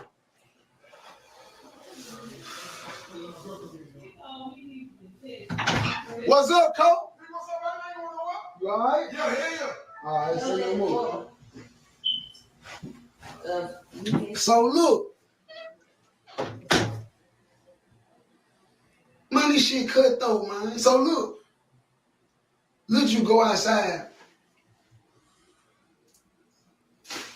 Sugar on the right side of the truck. Scrapping my baby in. We both on the right side. You ain't let you on the same side? Let you stick his head in the truck and tell King, man, get your ass up out this truck, man. Come on back in here, your ass, go to the house. Joyce tell Lil now this, Joyce ain't got nothing to do with my family. Joyce ain't got nothing. Joyce don't know King. Joyce met King through me. She don't know King. She don't supposed to have King or none of this shit. I literally let King go over there for 3 days. And fucking Joyce kidnapped the boy and let him do what the fuck, whatever they did. And it ended up to now. So look, check this out. Well, shit, you both of them on the same side. Put a kidnapping charge on that. I'm looking at the camera from the smoke shop. I'm standing in the smoke shop looking at the camera, looking at what's going on, trying to see if King finna get his ass out this truck. Next thing I know, I see the motherfucking truck start moving. All I know is my baby is halfway sticking out this truck. Like, cause Sugar trying to scrap my baby in. So I panic. I run outside. When I get outside, I'm telling Suge and Lil Ju, man, fuck it, let her go. Just get my baby. Like, let her go. Like, this woman, this old lady is literally sitting in the car arguing with Lil Ju about King. And Lil Ju telling her, like, this ain't even your child. Like, this not your child, bro. Why is you Not out your here child, not no arguing? relations or Man, none the of that lady shit. literally, when Lil Ju back, I said, fuck it, bro. Just give my child. Let King stay in there. Like I said, because I already know what type of time Joyce on. Joyce on some straight police shit. So I ain't trying to deal with Joyce. Like, if that's what she on, she want to have King like that, she can have King. Let me call King grandmama and his dad and let them know my Joyce got King. Because obviously y'all know. Y'all know he with Joyce. But y'all ain't telling me he with Joyce because I ain't getting y'all no money no more. Because I ain't getting motherfuckers money no more. That's what all this is about, man. All this shit is about money. It's always all That's about what this money. shit about. All this shit is All this shit always about money. All the time, bro. Excuse me. Ooh. It's always about money all the time. You see how they trying to do Shannon? You see how they trying to do Uncle Sharp? Man, that shit always about that paper, man. A bitch tried to put a jit on me. I remember that shit. I ain't gonna never forget that shit, right? And I was tripping like last night, right? And that shit was kind of, I started thinking about it. So I'm like, damn, bro. I remember telling my nigga, no, I'm straight. I don't really give a fuck about that shit. Like, I'm straight. I ain't tripping on that shit at all. But I think that shit hit me like last night. Like, damn, bro. I think that shit do kind of fuck with me a little bit. Like, cause I've been numb to a lot of shit. I've been extra on drinking it. I was extra on drinking and shit for a while and shit like that. And I had chilled out. I chilled out. I ain't drink shit really for like 2 weeks. I just started back drinking. I think after I started feeling that shit last night too, I was like, damn. Like, yeah, bro, I think that shit really did kind of fuck with me a little bit. Like, a nigga really deserves compensation. Like, I used to be I used to laugh at, I still laugh about it and I joke about the shit. But nah, bitch, I feel like I really deserve compensation. It's niggas around the world that deserve compensation behind that bullshit and the motherfucking effect that and the toll that shit took on niggas. Like, man, for a bitch to lie on you about some shit like that, you be involved in a jet life for like 5 years and shit, and then like find out jet ain't yours, then it's just like, you know what I'm saying? You don't get no compensation, bitch. It's been 5 years and nigga been helping take care of this motherfucking jet, bitch. I need some type of pay, but I need something to make me feel better. For real, the fuck? It's about some money. So the You're old getting lady something, bro. stopped the truck. I need something to make me feel. So I get the Jonesing on her with your old fat SpongeBob SquarePants looking ass. I tell the bitch, bitch, boy egg with legs having looking ass bitch. I get the going in on the bitch, bitch, upside down oval looking ass bitch. I get the check. I'm joning on her. So she leave. I'm thinking that that's just that.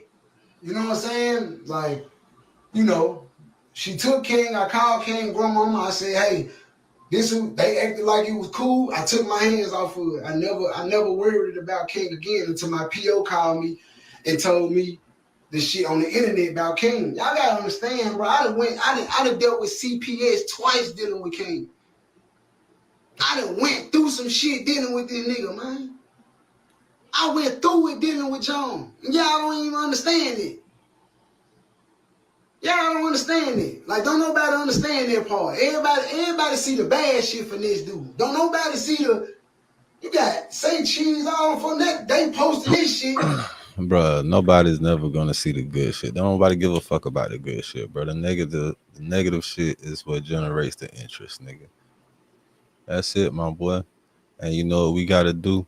Noticing that and realizing that as niggas in this field or whatever in front of the camera and shit like that, you gotta notice that, right? You gotta turn the negative to a positive shit.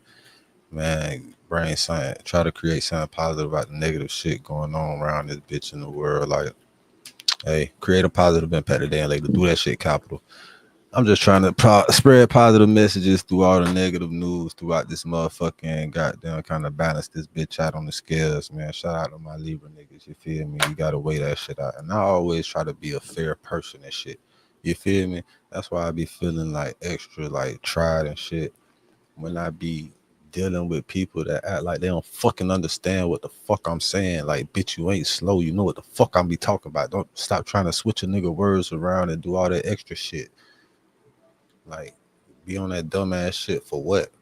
Be on that dumbass shit because bitches be trying to manipulate situations. You gotta recognize that shit. But and people love to try to pull you out your character too. So once you know better, that shit go better. You feel me? People say if you knew better, you do better. But that's past tense. They ain't really giving no motherfucking no. That's not a positive statement to me. Like, if you knew better, you do better. Like, it's kind of like talking down. Like, damn, bro, yeah, you know what I'm saying? You dumb because you young, primarily.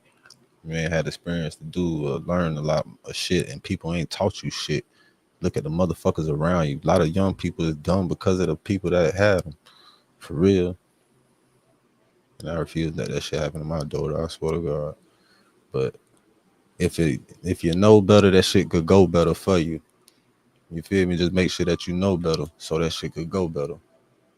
You know what I'm saying? So you don't be thinking like, shit, if you knew better, you do better. Fuck that past tense shit, bitch. You make sure you know better so that shit go better, bro. Why y'all ain't posting these projects? Why y'all ain't posting this shit that matter? Why y'all ain't posting helping a black nigga out? You know what I'm saying? Why?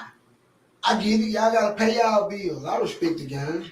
I respect the game. I respect the game. I respect the game. Y'all gotta pay y'all bills. Laugh at for niggas. You know what I'm saying? I be the clown. All right. Laugh at for niggas. It's all good. It's all good. I know this is what y'all want to see. So anyway, the lady went and put a charge on me, man. She went and put a misdemeanor on me, man. They charged Lil Ju. They charged me and Lil Ju. They charged me and Lil Ju. She got me and Lil Ju fucked up. The only thing that got me fucked up is one, because it's violent. They said, I'm saying, she went and told them that we told her that we'll shoot her in the face. I mean, what she said we said? Shot her in the face? Or what she say we told her we'll do to her?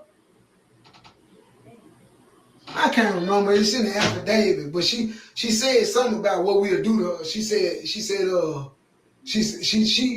to say, she told the police that we said we'll shoot her in the face. Like, and that was my thing. I'm more hurt than a motherfucker lied on her. So hold on, they charging this nigga behind hearsay because of, man, you don't get the fuck out of here. You don't get the fuck on, nigga. I don't know about that, nah. Hell no. Nah. So somebody corroborated that story, and it had to be the youngin. Man, that's the only way I see that, bro. If that was the case, she called them people and said that shit, put it in a report, and had the jit confirm that shit or corroborate this. Man, and for them to do that, that's why jit got thrown in it. I'm gonna hurt that a motherfucker lied on me that I helped. That's what I'm fucked up about. I'm fucked up about. I can see if I actually did something to you. I can see if I actually did something to you, and then I'd be like, oh, I brought it on myself. But ain't nobody did shit to you. And then you done went to 2-3 different. This how you know that you jealous and you bitter. King Daddy told me you went to 2-3 different precincts. The first 2 precincts did not want to do it because It's hearsay. They felt like it was a family issue going on. Right, and it's some You went bullshit. to another Ain't precinct even and sound told right. them that I was a rapper and this, that, and the third mob ties and I And can that's get when you they hurt jumped and on all it. that old shit. And that's And what made because of the folks name put that behind it, they charge on jumped me. on that bitch. That's what did it. That's what did. My lawyer already told me the whole play. And then on top of that, to make matters worse, what? King told them too. Yup. King told them the same thing. Everything that you told them, King sat up there and told the police question King. It's in the report. The police questioned King about what happened. King told them everything, man. King told them everything that can happen and everything that been going on in my house. I ain't gonna put all that on social media, but y'all know what y'all did. Y'all told them folk, but y'all don't understand that I'm having this pay. Them lawyers gonna let me know what's going on, man. I told you. They questioned that little nigga too, and he said something. I told you. That's why his name got thrown in there. I told you. Y'all dead wrong for putting the police on me like that, bro. And I'm finna get the fuck up off here, bro. But y'all dead wrong, bro. I ain't did shit but help y'all, bro. I ain't did shit. I'm talking about when it come to everybody that I cut off, bro. Everybody that y'all don't see around me no more, I did nothing but help them folks. They just wanted more. I ain't have more to give. I ain't have more to give. Y'all want me to give a motherfucker everything, then what I'm gonna do? So now I ain't a real nigga just because I cut a motherfucker off because they greedy and they don't want to work. I ain't no real nigga because of that. I ain't no real nigga because I cut a motherfucker off because they was pillow talking about me. I'm a bitch ass nigga just because I cut a motherfucker off because they don't want to go get no money. Nigga don't want to get no money, do nothing. I don't want you around me, nigga. Fuck wrong with y'all. I'm fake because I cut a motherfucker off because they ain't straight. Like I'm just supposed to let a motherfucker sit around me and kill me. Like I'm just supposed to just sit around and just wait on the cross. Oh, everybody always got something bad to say about it because I ain't going. Fuck. I ain't going for this shit. I ain't going for this shit. You spoke it.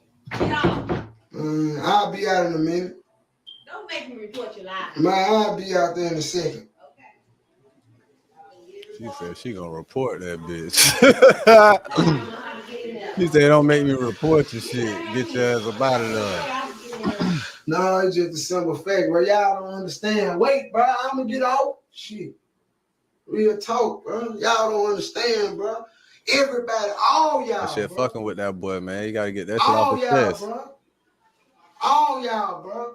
And before I go in, I'm finna get off here. I'm finna get off this junk. And before I go in, before I turn myself in, I'm gonna let it be known too. My Uncle Jerome, you a bitch ass nigga too, bro. Real talk, bro. I'm earning everything out, bro. All shit I been want to say, bro. Bro, you be going around talking about a nigga, bro, like I ain't your nephew, bro. You a bitch ass nigga, bro. I offered you a chance, bro. I offered you a job, bro. You don't want to accept what a nigga got to give you. Y'all want to come around a nigga and set y'all own stipulations like this. Y'all campaign. I work hard for this shit.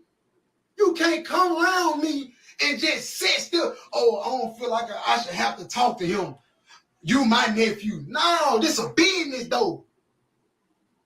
This how business go, man. And you sitting around here running around talking about other niggas. I ain't never talked about nobody to you, bro.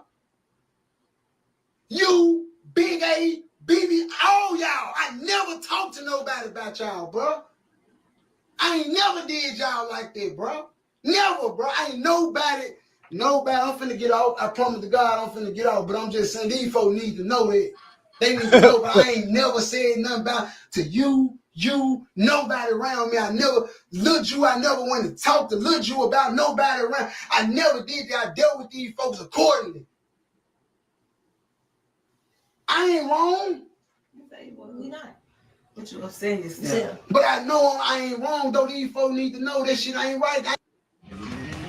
Turn your musical masterpiece into money. Is highly upset. Start selling your digital creations on Shopify.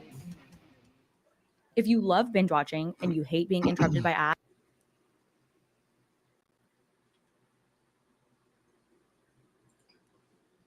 Need to know. Because I'm tired of motherfuckers running to the internet with all the false narratives, painting these pictures about me like I ain't straight. And I'm a good nigga. And they putting the word out there like I ain't never fuck with them, did nothing for them. That shit with Jerome been on my heart for a long time. I see them all in dude comments.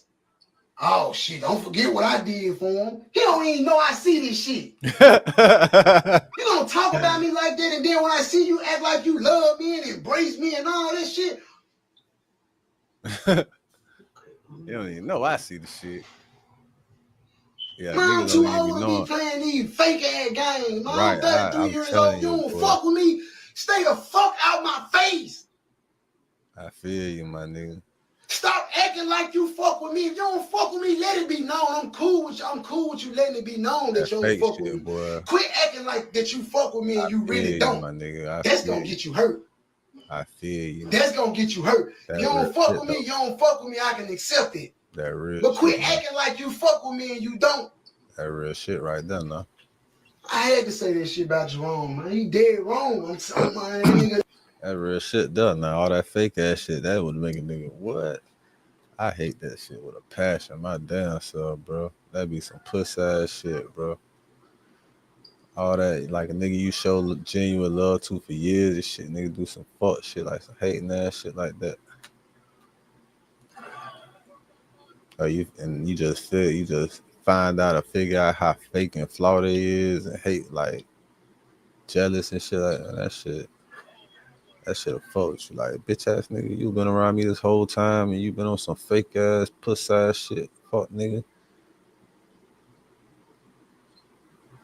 And that shit'll piss you off, bro. I just did the same thing he did. Cut bitches off. Cut fuck niggas off. And snapped on people, told them how fake they was. Told them, bitch, you don't get no respect from me, fuck nigga. You gotta fight me to get your respect. I don't got no respect for no bitch ass nigga. Nigga, you got it, bitch ass niggas. I swear to God, all you fake ass fuck niggas, you fuck niggas can't even earn your respect back, nigga. You puss ass niggas too scared to fucking fight. Bitch ass niggas. Fuck, I even want to be cool with a puss ass nigga for. Niggas be sissies. Fuck, I want to be cool with a sissified ass, pussified ass fuck nigga. Fake ass, bitch ass niggas. Puss ass hoes. I don't give a fuck about none of that shit. What make it so bad Nick can get in that same mode just like these fake ass fuck niggas, like for real, like. But that don't even be in a nigga character. That's what brain, when they say don't get out of your character, that's what the fuck they mean. Like, don't be matching energy and stooping to fuck niggas levels and shit like that. Niggas be soft, bro. Niggas not built like you. Niggas don't know what that shit mean to be official, to be authentic. Niggas can't even be themselves at all. Niggas too busy trying to be a version of themselves that they wanted to be or pretend to be. Motherfuckers don't even have enough discipline enough to be half of them, a quarter of the motherfucker they want to be in life. Realistically. Niggas ain't got no nuts to even go after their dreams or whatever. They too busy stuck on bullshit.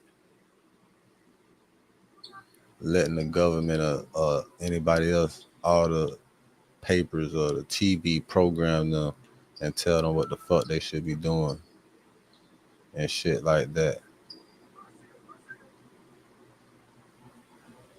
Shit pathetic for real. Anyway, moving on to allegedly news. That is FINESSE2TYMES telling his story. Well, as I whoop a little ass here on 2K Sports, Home Meet TV. Hustlers on the mission every day. We're in a lit house. Whatever you do, make sure you keep the light within you shining bright. You feel me? And create a positive impact today and later. Fuck them haters. Get your paper straight like that. And never forget, real niggas do what they want to do. bitch niggas do what they can. Hoe ass niggas gonna talk about it and fuck niggas gonna hate regardless. I promise you that. So do your shit to the fullest, nigga. I don't give a fuck what they think, and you shouldn't either. And we just gonna keep it moving right along here on Home Inc. TV and allegedly news, allegedly world news. We're gonna keep this shit going as long as I fucking feel like it, bitch. So hey, like I told you, so what was the next shit? The next shit was it was some bullshit going on, right? With a prank call that I never knew anything about. So there was a prank call to Shedeur Sanders from the Atlanta Falcons, which is some fuck shit because you know the Falcons actually did they draft Deion? They drafted Deion Sanders in the beginning. He was drafted by the Falcons. Deion Sanders was initially drafted by the Falcons.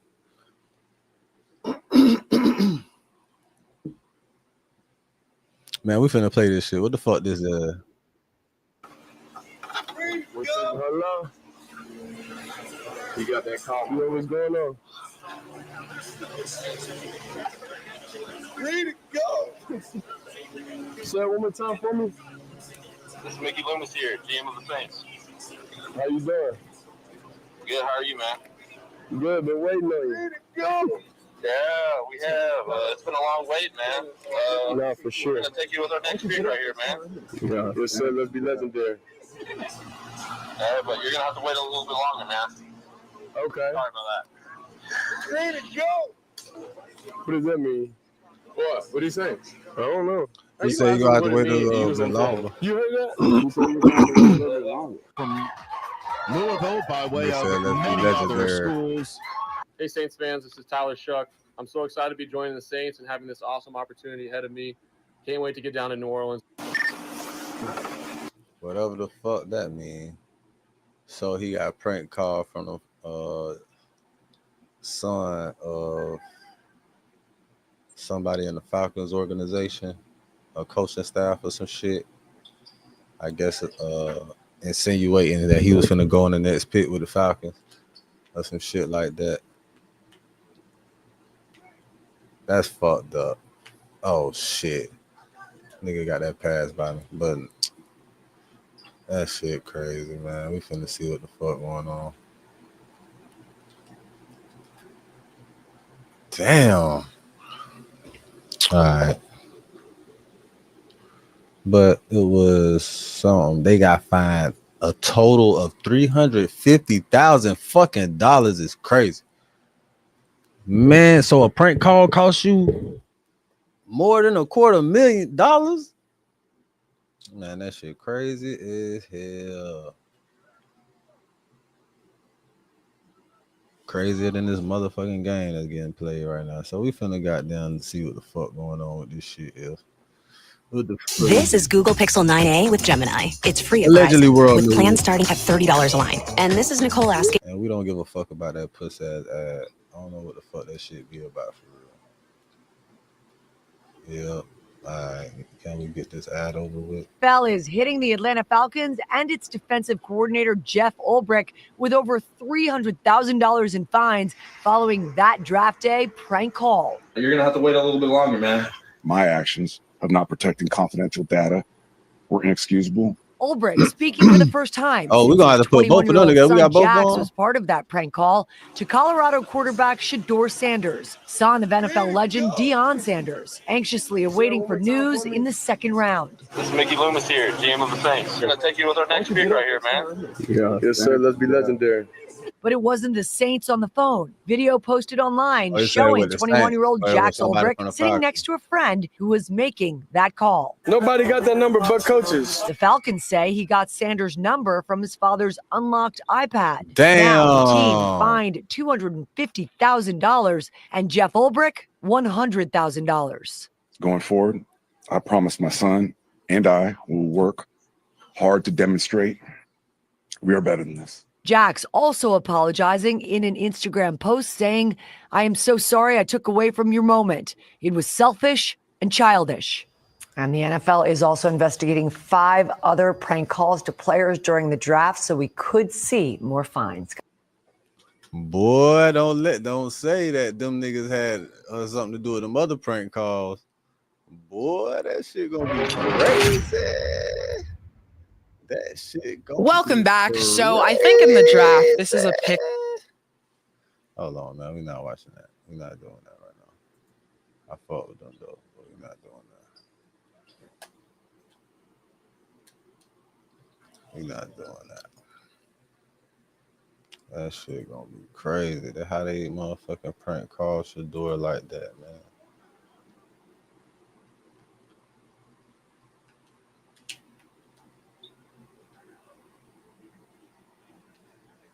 That shit retarded, man. Huge news.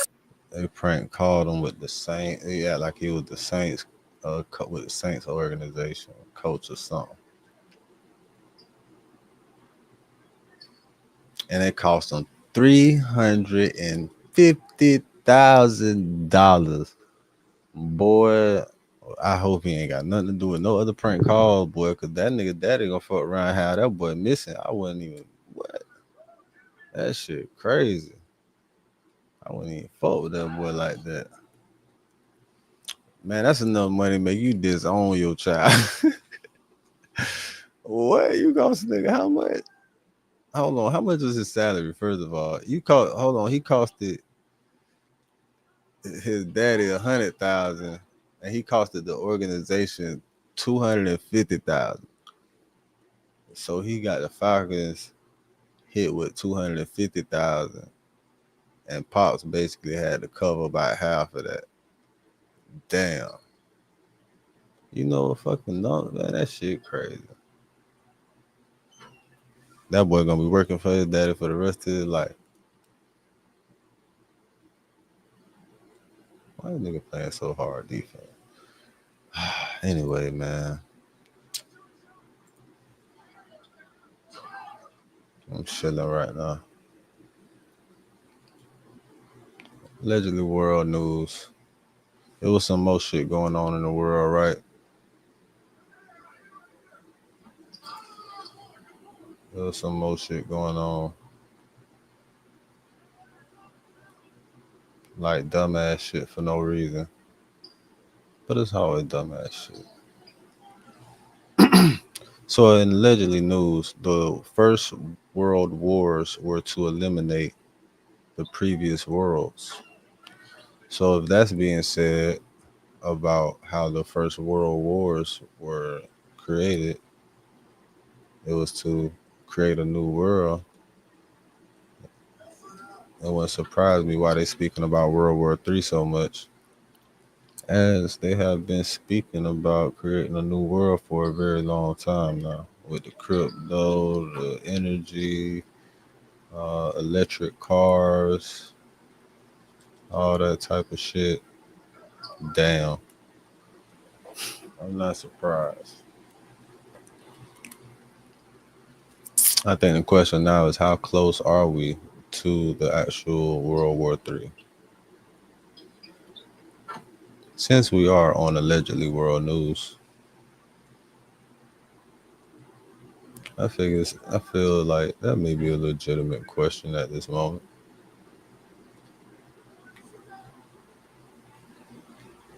These motherfuckers feel so sorry. Give it to Diesel. Now why he just ain't go up? You grab it, go up. Tripping, bro. These niggas tripping on how to ball for real. I'm finna show y'all how trash these niggas is in a minute. Cause they finna get the fuck out this court. I'm finna end this shit right now.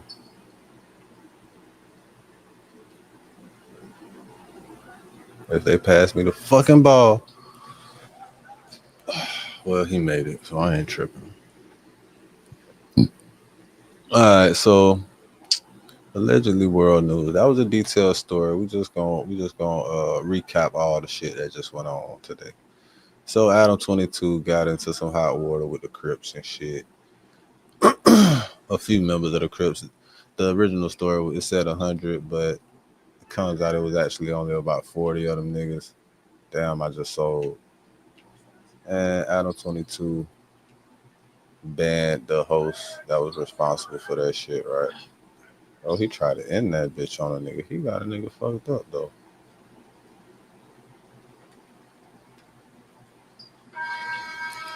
I could have dunked on a nigga. So Adam 22 did that. So he felt threatened for his life.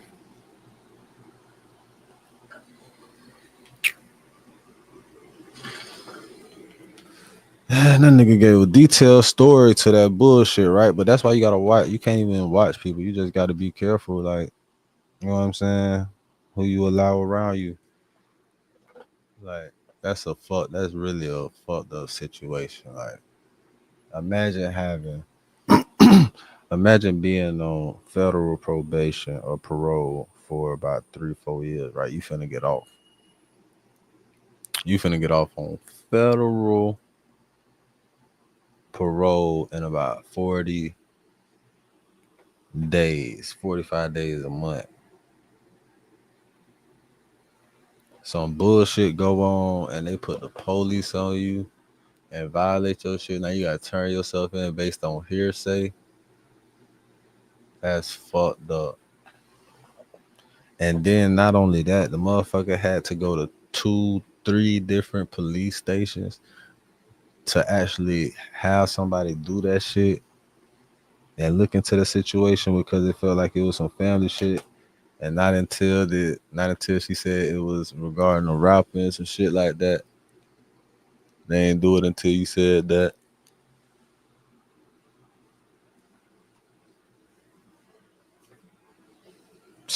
I'm telling you, boy, that's enough to make you be like, fuck, like, what? Man, hell nah, bro. Hey, one thing about me though, bro, I take my experiences, I learn from shit like this. Like, I always been one of them niggas that learn from my partner stories and shit. Like, I learn from my OG stories and shit. Be like, you know what, I ain't finna do that shit. I ain't even finna do nothing. My dog OG say don't do that shit. I ain't doing that shit. OG say that shit gonna be fucked up. I ain't fucking with that. I ain't doing that shit. Don't do that shit. I ain't doing it. Like, I always, you know what I'm saying, been wise to that certain extent. And I see my niggas do certain shit OG say don't do, and I see how that shit go for them. They be fucked up. Like, I'm really happy that that's a trait that I got, right? I actually pay attention and listen to shit. Cause everybody don't do that. And you can see how that shit don't go for you. Like I lost a lot of partners behind that bullshit. Like stupid ass shit. Like minimal ass shit. Like not even worth it ass shit. You feel me? Like niggas that lost their life, lost their freedom for years. It's crazy. A lot of my niggas just not getting out from the crazy shit that they did, bro. Like niggas that did 15, 20 years and shit, just not getting out from the shit we did when we was kids and shit. You feel me? Like,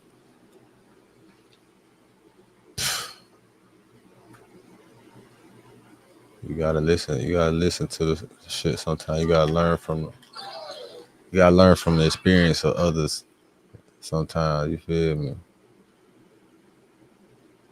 Like how they say history repeats itself and shit like that. Man, I know right now, man, I could have ran up so much goddamn money with fraud. How my daddy did. But me and this nigga got the same name. That wouldn't have been smart.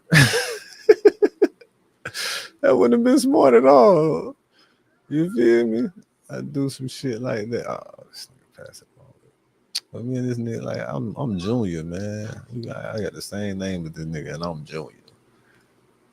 They expecting a nigga to do some bullshit like, but they expecting you to follow in your parents' footsteps and shit like that. So I went a whole nother different direction than that. Than what the fuck he was. Even though it would be way more easier for me because it's more natural and shit like that. It's just like, imagine being able to run up like 700,000 right quick. like 40 years ago. 40 years ago, run up 700,000. Nigga, that's a lot of money for you. Run up 400,000 in blank checks. 700,000 in blank checks. Shit. My daddy be mad as hell because he still gotta pay. He still gotta pay for that shit. They still got him on the hook for some of that shit. Nigga want some money off a scratch off. And want some money off a scratch off. Sent me in that bitch to cash. And that reminds me, if you got some money that you might owe them people child support or you owe the government some money, holla at your boy, man. We can make some shit happen. I can get you your money.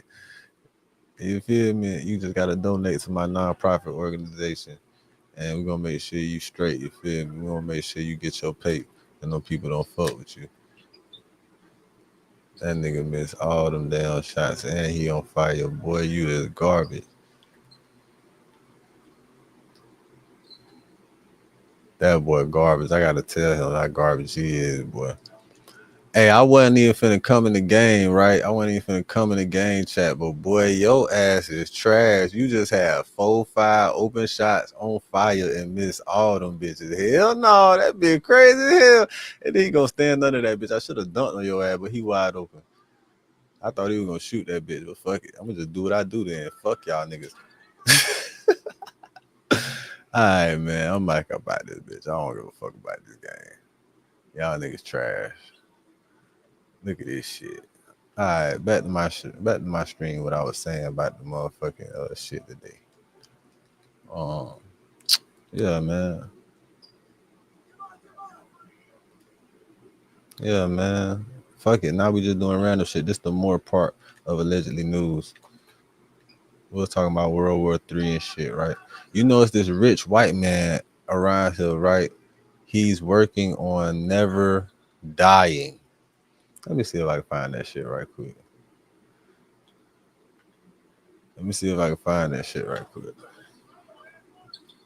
Man, this nigga think he finna win this shit, bro. These niggas ain't shit for real. These niggas really garbage. All right, man. Hold on. I should have got down did something right quick, but.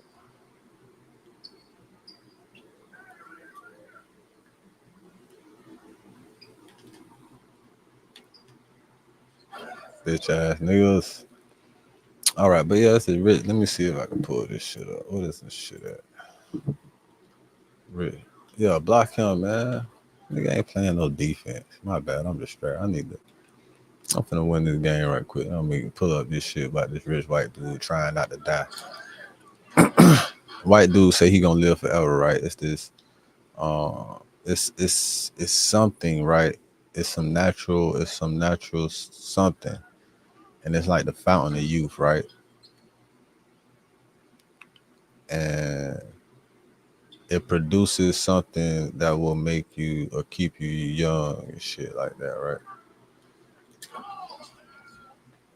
Like if we have this, like we are able to stay young or even be perceived to be younger.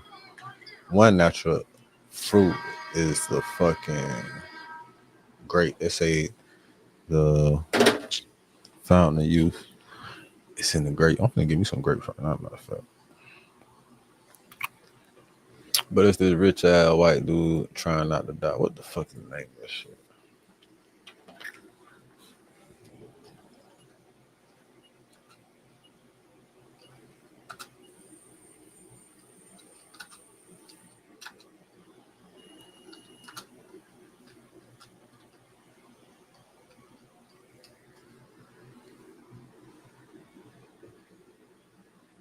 All right, billionaire trying to live forever, extended version. All right, so there's some shit that was put out. Is this shit on Netflix? Don't Die. So there's some shit on Netflix called Don't Die. The man who wants to live forever. This is a trailer on Netflix about this nigga. I never knew. I don't fuck with Netflix because the bitch that had Netflix and wanted to watch the bullshit and be consumed by all the bullshit is away from me. Thank God that bitch is gone. All right. So this nigga here, the man who spends $2 million a year to live forever. So to live forever costs you about $2 million a year just to live forever. Well, with the price of inflation, it may go up. But as of now, the cost of living forever is about $2 million, nigga.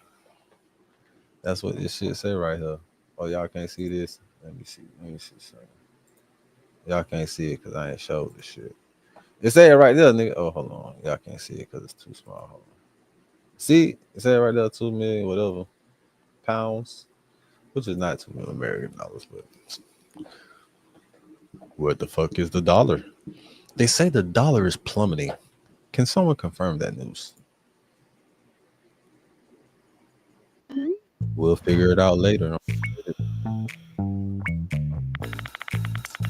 Yeah, man, I'm just getting in my swing this shit, man. The only objective we have is don't die.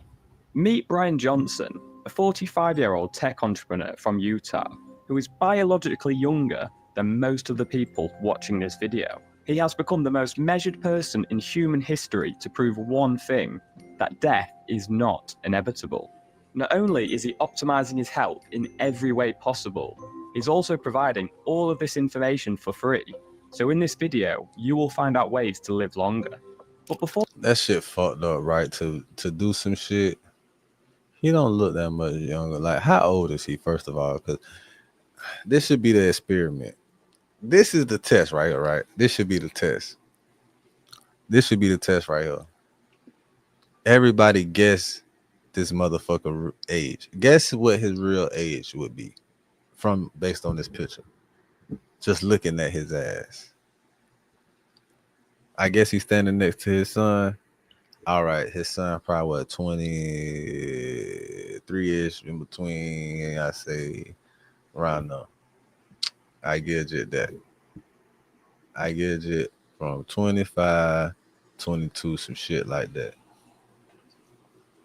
I don't know, man. I don't really be trying to look at niggas against their age, bro. I be like, but this nigga here, this nigga here, man. Let's analyze this nigga here. If that was his son is about 20, son, and we trying to be logical to the age of this nigga, it's probably double the age of that nigga. So it's probably closer to 50.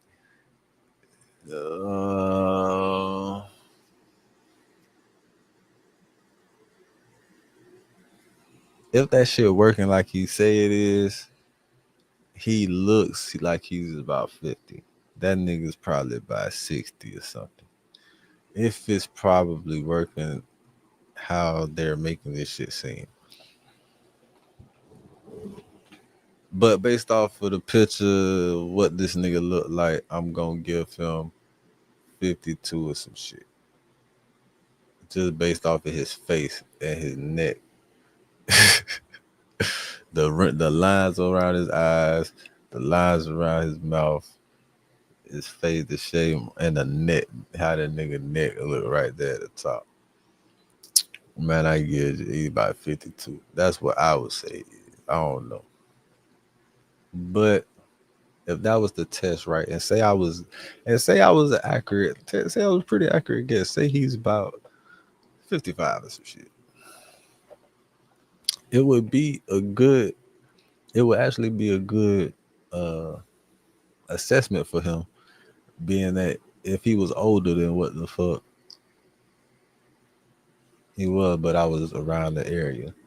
But it wouldn't be too bad. So it's really like, would it keep you at the youth of what you currently are? It will mostly keep you at the youth of what you currently are in, or I don't know, man. But who, like I know I get tired of repetition at a job, like doing certain shit. So if you truly could live forever, you would eventually want to die. You feel, you don't think, like, I don't know. Maybe not if you're rich. Maybe not. Maybe not. If you could live forever as a rich white man, you probably had a good chance of taking over the entire world. You probably have a good chance of completing Brain's mission if your ass can live forever as a rich billionaire in the world. You could probably end up taking over the world because you're not gonna die. Don't you know it's an old white man with the Rockefellers they've been working on, they've been hoping and wishing for this shit for the longest. I'm telling you, bro. He is probably a product of them. He's probably a descendant. Cause he's a young billionaire. He probably a descendant. This has probably been a lifelong mission of some specific individuals. And they're probably that close to this shit. Before we get into how Brian Johnson plans to live forever, including his personalized exercise regime, a meticulously designed diet, hundreds of supplements, breakthrough therapies, a team of 30 doctors, and so much more. Hold on, man. What the fuck was that shit what the fuck was that shit that he was laying with his head in, bro? We not finna act like we didn't see this shit. What the fuck was the Christmas light surrounding the nigga head, bro? What does that add? What is that? Is that a small portion of the LeBron machine that we seen? Or is that like a extensive version that's just for the brain? Like you know how I don't know. Like do LeBron got the cheaper version of the super size version that you got? You don't need to put that shit around your head. I don't know. We gotta goddamn look back at this shit because I don't know what the fuck that was I just saw. Y'all just seen that shit? Personalized exercise regime, a meticulously designed diet, hundreds of supplements, breakthrough what? Therapies. Therapy. So this is supposed to be a part of some therapy. Is this the therapy they saying niggas need? Huh? What the fuck is that shit doing to niggas' brains when they therapy? Is it wiping away niggas' memories or feelings or something? If it's doing that, then yes, I may need that. Can I have that type of therapy? Where is that therapy at? Can I get some goddamn Men in Black therapy to erase some shit out my memory? Like I just wanna become a whole new just like I want to get amnesia a little bit like Cassidy did. I feel like I do. I feel like fuck it. Like if I woke up today, or if if I woke up tomorrow, right? I didn't know where I was at, and I just know I woke up in the bed and shit, and I was surrounded by all this shit, and I don't know what the fuck to do with it or what I was doing with it, and I'm just in a fucking house. I don't know how the fuck I would feel. But I know I wouldn't stay there. I know I would go outside and I would wander the earth because I didn't know what the fuck or who the fuck I was. And I would just wander the fuck around until somebody told me some shit. Mind you, I'm in the house with a motherfucker that could tell me probably everything about myself. But guess what I would do? I wouldn't believe shit because I woke up in the house not even knowing nothing. So why the fuck I don't believe this shit where I woke up somewhere I don't know shit? So I'm probably gonna try to get up out this bit. Feel like I gotta sneak out. I'm gonna go somewhere. I'm gonna just walk around looking crazy, not knowing what the fuck to do.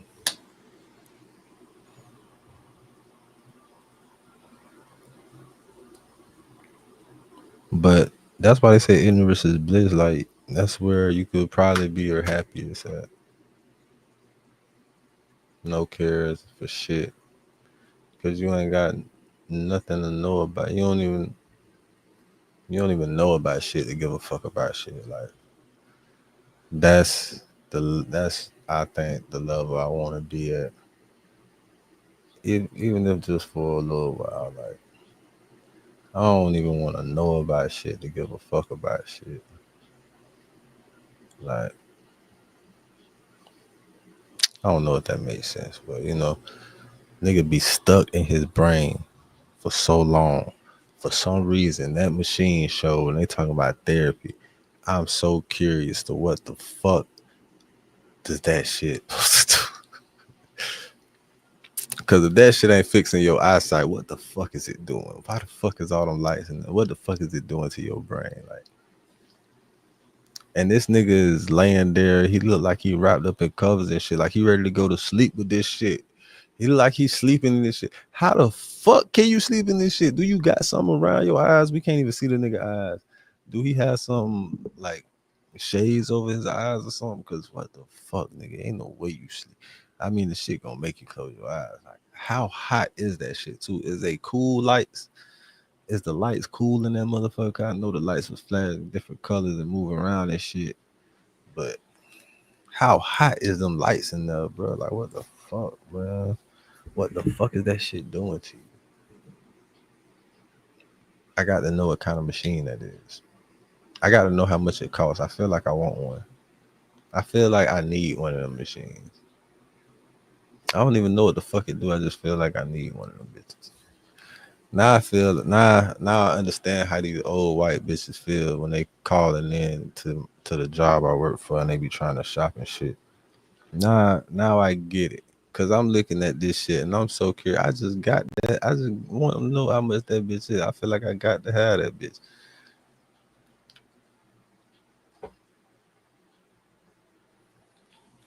I just started this shit and we stuck right here because I'm actually mesmerized by what the fuck kind of device is this.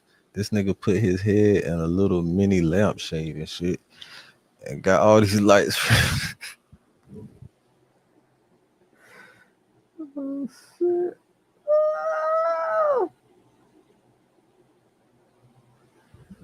Oh shit, man. Woosah. Man, this nigga right here, goddamn. Woo. All right, we gonna move past this. A team of 30 doctors and so much more. We need to discuss what led Brian on the path no human has ever chosen to take before. Brian's life was very different. At the age of 19, he became a Mormon missionary. This wasn't just a part of his life, it was his whole life. As he says himself, it's everything you are as a human. There was a period from Brian's mid-20s to mid-30s where he was building a startup, so had little money, was raising 3 children, and as a result of this wasn't sleeping well, was trying to leave Mormonism, but that being extremely difficult due to his wife and whole community around him. All of this accumulated in a decade span of depression. It wasn't until his mid-30s in 2013 where his life truly changed. Hey, depression real, right? So I was just talking about therapy and shit, but hey, man, you ain't got to handle that shit by yourself, dog. You feel me? I said a lot of shit about motherfuckers not giving a fuck, right? Which is primarily true. But one person that should always give a fuck about you is you, nigga. And you should give a fuck about yourself enough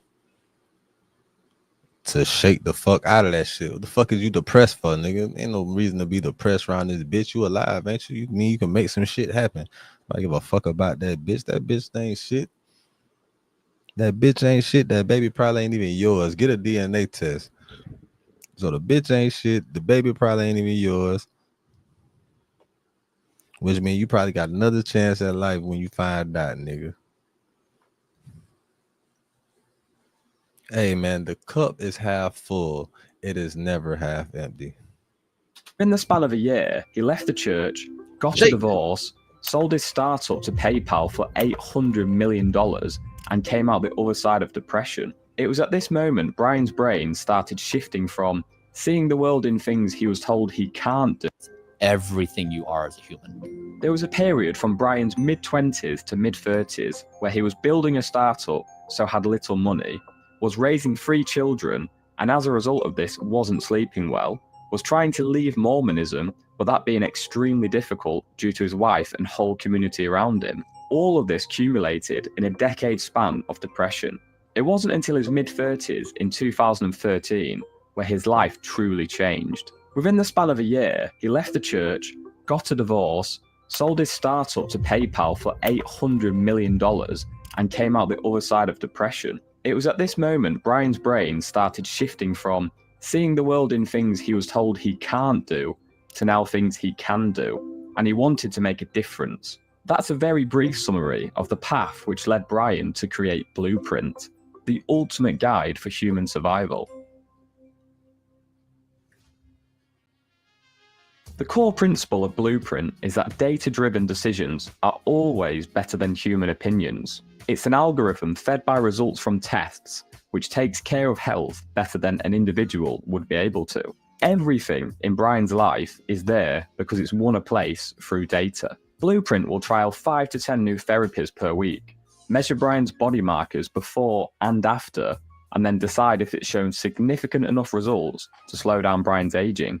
An important piece of context here is that you have two ages, your chronological age, which is what everyone knows about, but also your biological age. For example, you could be 25 in chronological age, but 20 biologically as you're super healthy. So essentially, your biological age can progress by less than a year per year. Brian Johnson's biological age. Like, I feel like my biological age is 10 times, it's a 10-time difference between my ages. You feel me? Hold on, we're gonna go back. Let him explain that again right quick. Or knows about, but also your biological age. For example, you could be 25 in chronological age, but 20 biologically as you're super healthy. So essentially, your biological age can progress by less than a year per year. Brian Johnson's biological age is progressing at 0.69 years per year. A bit hard to wrap your head around, but currently he is biologically aging slower than his chronological age.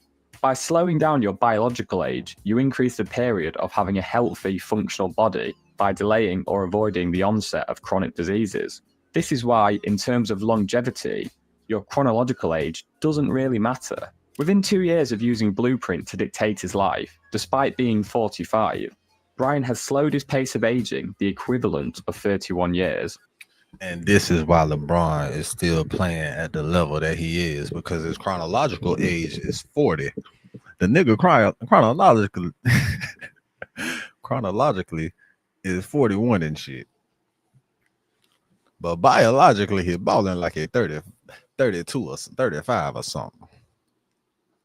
You feel me? So it's just like I said, it's like a 10, almost, well, his case like 6 year difference. Yeah, so how I feel, like I said, I feel like biologically, like, look at me, bitch.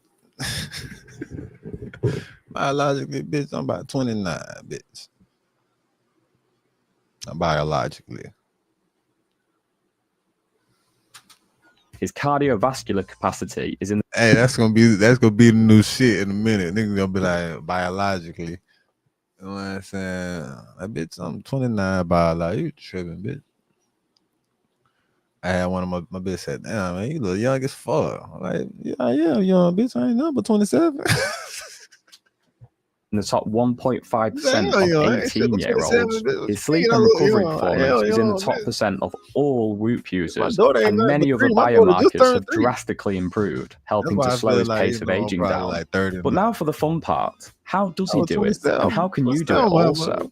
Starting with exercise. And make sure to stick around until the end of the video. And kids make your ass age faster biologically.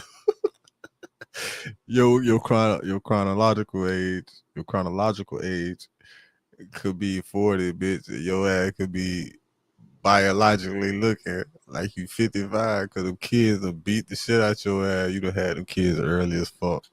Because we will be answering the question, can you live forever? Yes.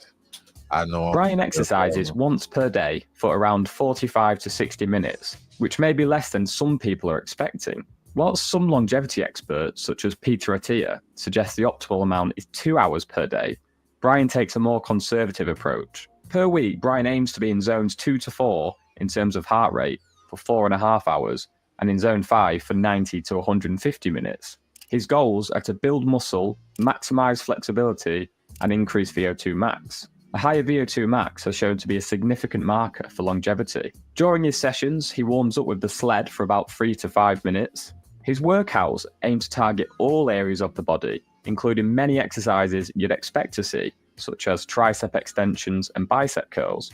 In between each exercise, he tries to minimize rest time to make...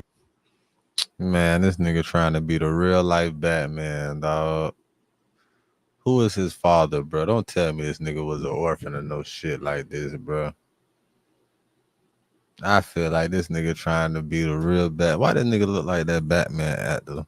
An intense and efficient workout. There is also a key emphasis on flexibility. He incorporates some unique exercises such as reverse Nordics and the couch stretch, and even posture correcting exercises. He then ends the training with some cardio for about 10 minutes. Brian made a full 20-minute video detailing his daily exercise routine, which I've linked below.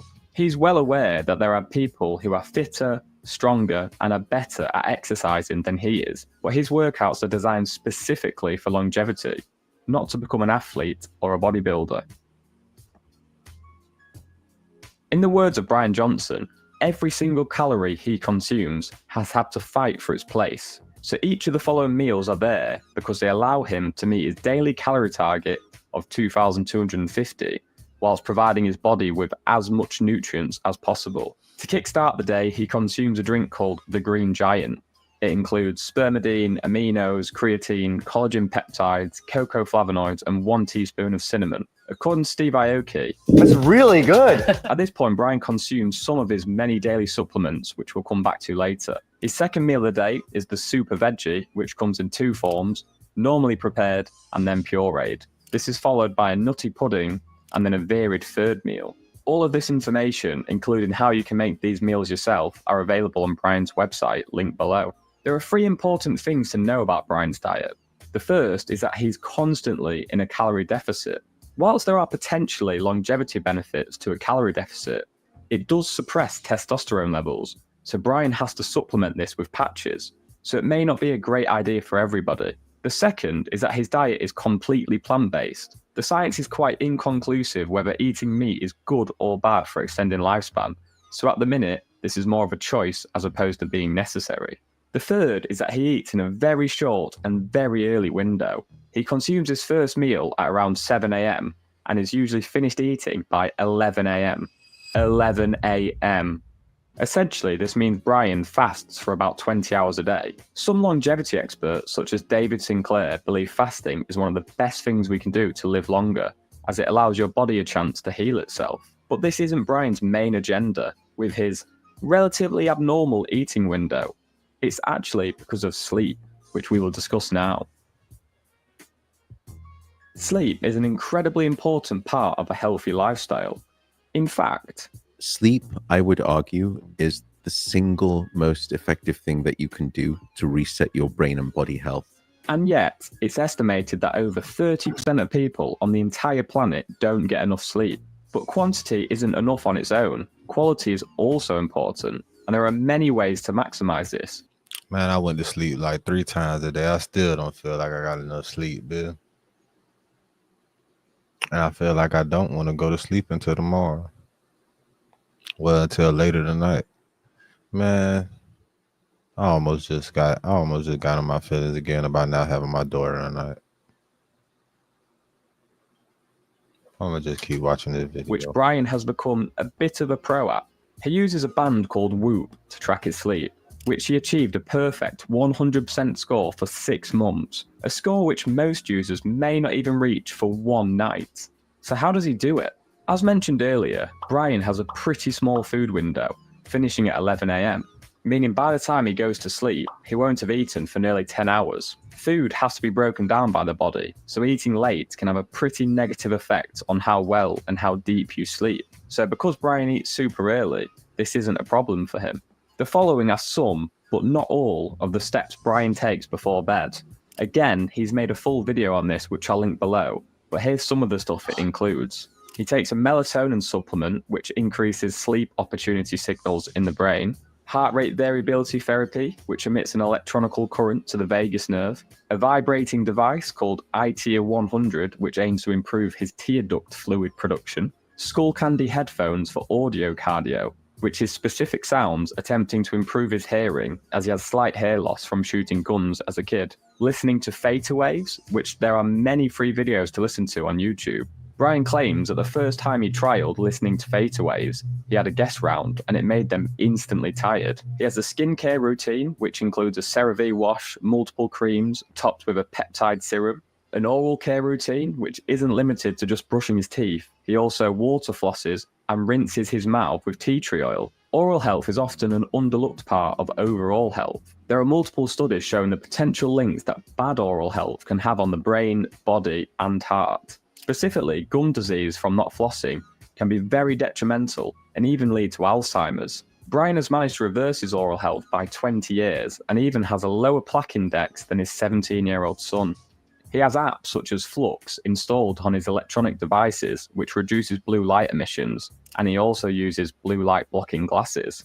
Then finally, at around 7 PM before bed, he spends an hour with his son Talmage, where they read books, catch up on high school, and talk about the future. He says this is one of the best hours of his day. The bedroom itself is a very controlled environment. It's permanently blacked out, the mattress is temperature controlled, and is made by a company called 8 Sleep. He has grounded sheets, which potentially have anti-inflammatory effects. There are 2 filters to maintain excellent air quality. And finally, his memory foam pillow has a ridge for his neck. On top of all this, Brian never touches alcohol, of which just 1 glass of wine can disrupt sleep quality greatly. For people looking to improve their sleep, the most important thing is routine. Whilst all the other things listed help, the main takeaway is that Brian does all of these things before bed every day. Whilst he's carrying them out, his body and mind is expecting to sleep soon, which helps him fall asleep quickly and deeply. He goes to bed at the same time every night, but wakes up naturally whenever his body does so, which is usually between 4:30 to 6 AM. Whilst consuming his food, Brian consumes 111 supplements every day. That's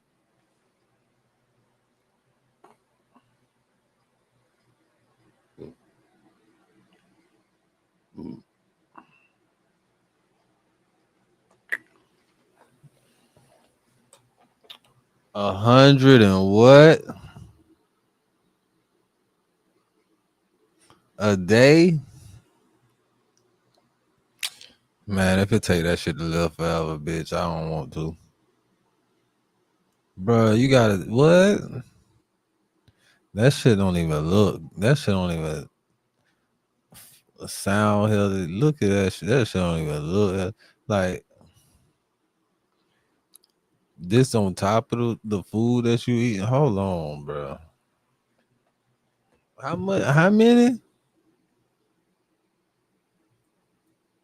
111 supplements every day. 111 of those pills every day. Nigga taking more pills than grandma taking a motherfucking month. This nigga say he taking 111 pills a day. Nigga taking more pills than your grandma taking a whole fucking 2 months. This nigga say he taking 100.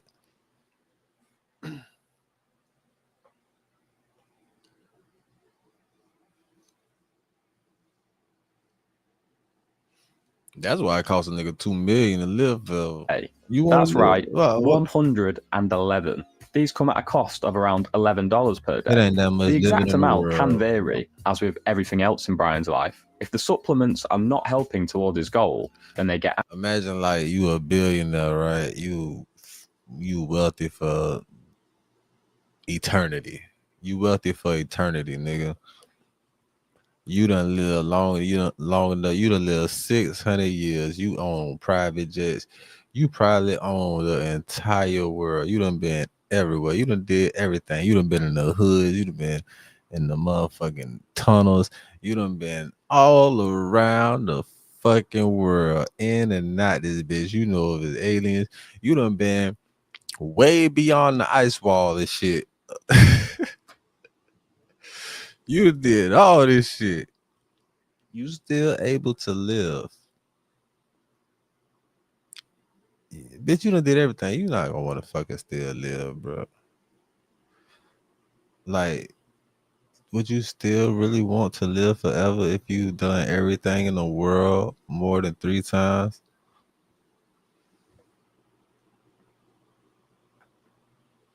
And everybody you ever loved or came up with is dead and gone. You just right here with new weird ass people and like,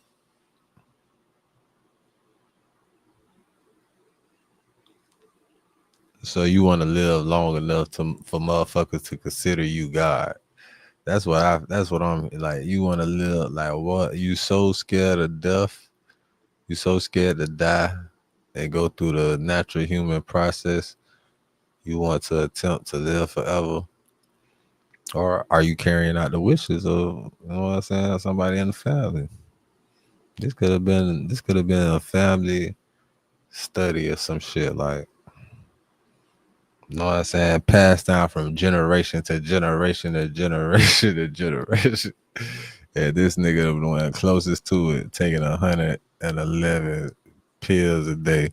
Nigga taking more motherfucking pills than granddaddy to stay alive. Ain't that a bitch? This nigga ain't never goddamn 50, son. He can't be more than 50, son. They say his son was 17. Acts. He splits the consumption of them can't and be has a more than team that 40, helps to son. organize them into metal tins every 2 weeks. I'm not going to break down every supplement Brian They're takes, around my but he's age. made a video talking about a few in detail. Brian, Why I take 100 plus pills every day?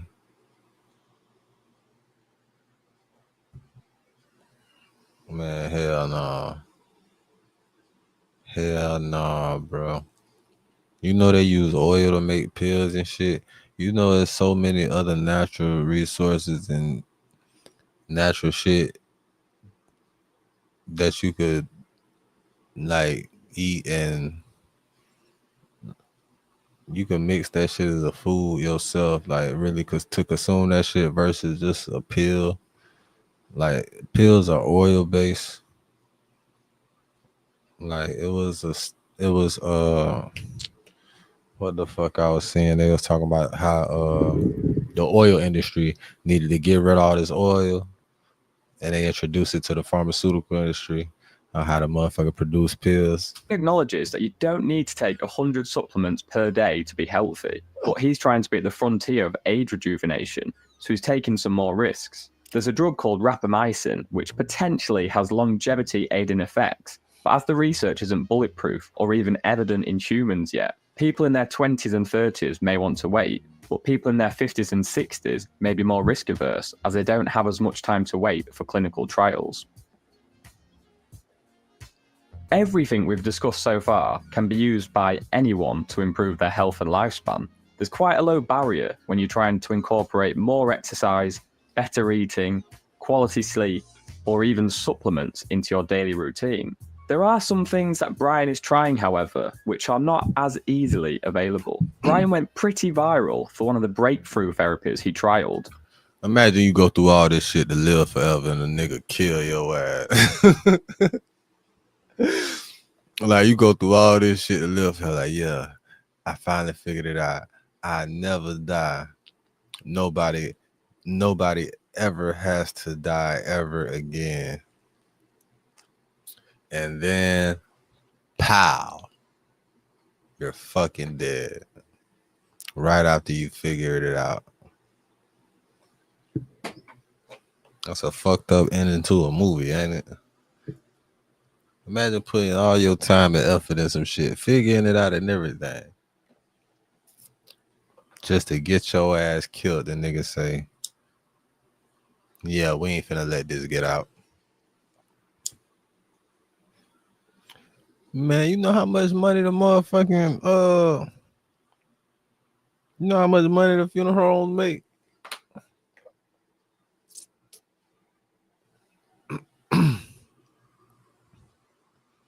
Man, I know the government getting some money off of all these funerals, just like they getting some money off of all these prisoners. Man, this shit fucked up out here for real. You know, it's a I'm not getting into that right now. We talking about living forever. We gonna create a positive impact today and later. I will live forever through this shit right here. You know what I'm saying? You will live forever through your kids and shit like that. You know what I'm saying? But actually trying to live forever, nigga. Don't be no fucking zombie out here. This probably what they talking about when they say zombie. When he swapped They plasma were with talking his about son. having The zombies reasoning around behind this this was due to a mouse study where the older mouse became a clinically bunch of younger when undead receiving the bitches younger around this plasma. motherfucker that should People have been criticised dead. him for a mountain of different reasons, with one being that it's cruel to put his 17-year-old son through such an experiment, when in reality, his son was excited at the prospect of potentially extending his father and grandfather's lifespan. Whilst he said the experiment was a great bonding experience for his family, unfortunately for him, it didn't have any noticeable effect, as you can see by this tweet, and therefore he discontinued any further exchanges. Red light therapy is something Brian Johnson has also experimented with. He has a custom-made rig at home, which he can stand in between. According to the Cleveland Clinical, red light therapy has shown promise in treating wrinkles, redness, acne, scars, and other signs of aging. What about a machine which is the equivalent of 20,000 sit-ups in 30 minutes? Well, Brian has one of them as well. One of the more affordable therapies Brian is trying is a light box in the morning. Man, niggas cheating. Niggas say 20,000 sit-ups and 20,000 sit-ups in 30 minutes. What? See, man, you niggas can't be, you don't be getting all bent out of shape, man. You know what I'm saying? Some of these niggas' muscles is cosmetic, man. Like, for real, like, how the fuck the big buff ass nigga can't pick up 2 hoes, but Lil Woody get on the 20v1 and pick up the 2 hoes right with him in front of him? Man, that shit crazy, man. Niggas be having BBLs in their muscles and shit, and having machines give them motherfucking abs and shit. These motherfuckers don't put in the real work to get them results that they get sometimes. Sometimes they just got the money. Has shown promise in treating wrinkles, redness, acne, scars, and other signs of aging. What about a machine which is the equivalent of 20,000 sit-ups in 30 minutes? Well, Brian has one of them as well. One of the more affordable therapies Brian is trying. 20,000 sit-ups in 30 minutes. You know how fucking fast you gotta do some fucking sit-ups in 30 minutes to get to 20,000, bruh. Nigga, to get to 1,000. You know how fucking fast you gotta do some sit-ups and continuous. You know how sore, you know how fucked up 20,000. I don't think they understand, bro. I don't think they understand, bro.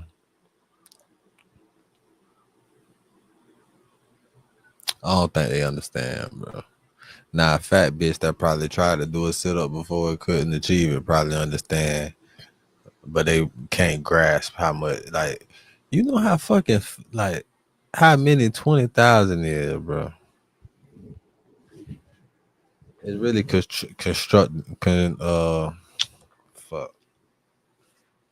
it's really contracting your muscles that amount of times. That's what it's saying. Amount of times is 20,000 push, 20,000 sit-ups would give you. But bro, you know how fucking fat, like, niggas cheating out here, man. Trying is a light box in the morning to kickstart his circadian rhythm. This can be particularly. Man, if I had that shit, I wouldn't need to do nothing but use that bitch 2 times, bitch. I'm straight. Man, my stomach sore right now from fucking this bitch. Like, I'm fuck. Like, am I a fucked up nigga if I use a bitch just for my workout regimen? I be trying to get my cardio right, get my core together. That's the only thing I really need to do for my core, my cardio.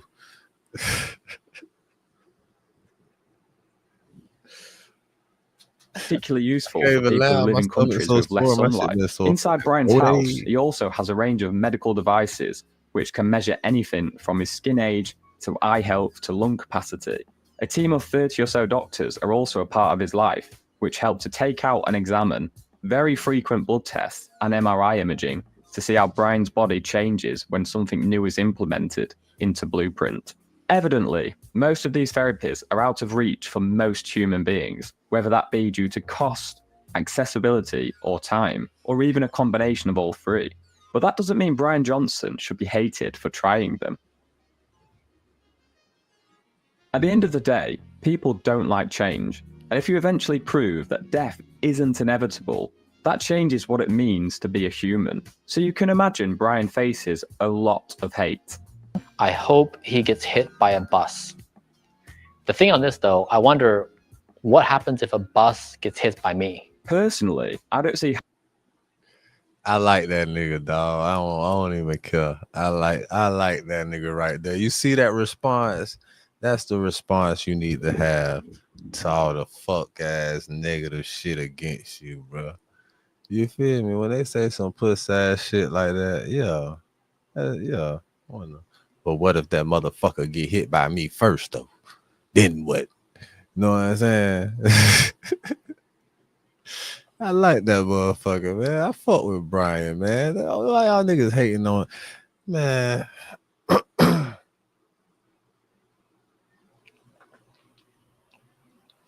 They often say, or it's often what's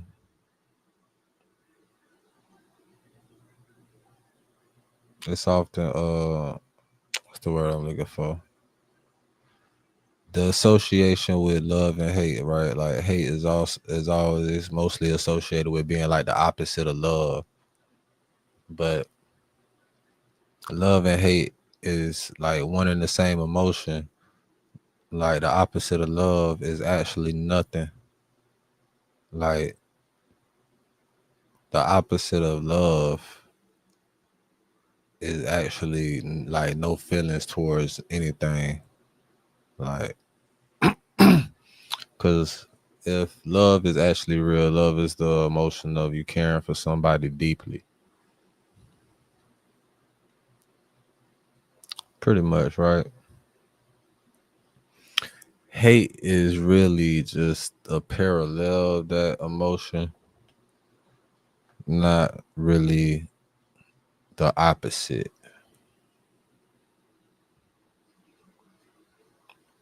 Because like if I have no feelings for you, it's no love, like it's nothing. I can't hate something that what actually is hate? Hate is the extreme dislike of something, right?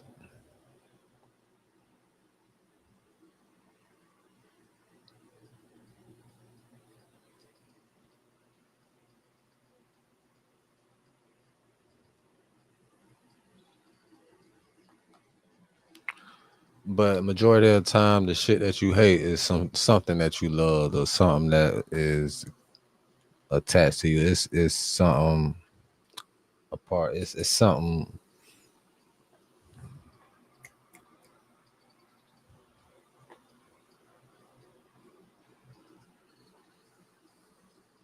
tied to you.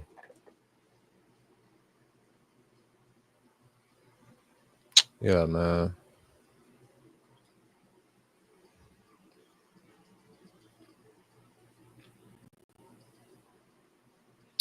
Like sometimes I feel like I hate shit, right? But I just be very angry at certain shit in the moment of certain shit. Like, so I wouldn't say I really hate nothing. I don't really know shit enough. I don't really like what I hate. Only thing I really could say I hate is being lied on. I hate that shit with a passion. I hate being lied on with a motherfucking passion, nigga. Like I feel like it's nothing worse than a puss ass liar, bro. You know the white bitch lied on Emmett Till and shit. The white bitch lied on Emmett Till and got him killed.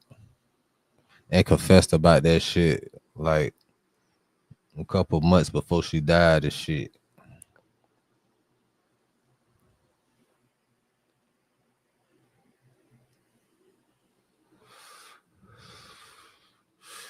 It's fucked up people in the world. That's just one part of history that motherfucker know about, right? Imagine all the shit that's going on with people in the world.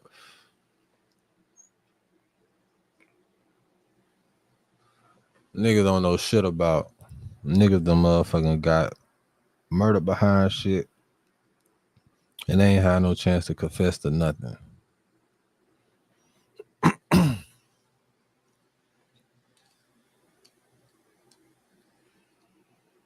It's niggas that doing life behind murders, right? And the killers out here roaming free, knowing it's a nigga doing the time behind they puss ass action, right?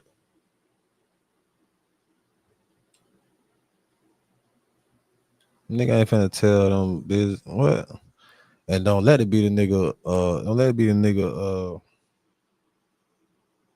Op or somebody nigga don't like. What? They call that a 2 for 1. He going like, oh, that's a 2 for 1 then.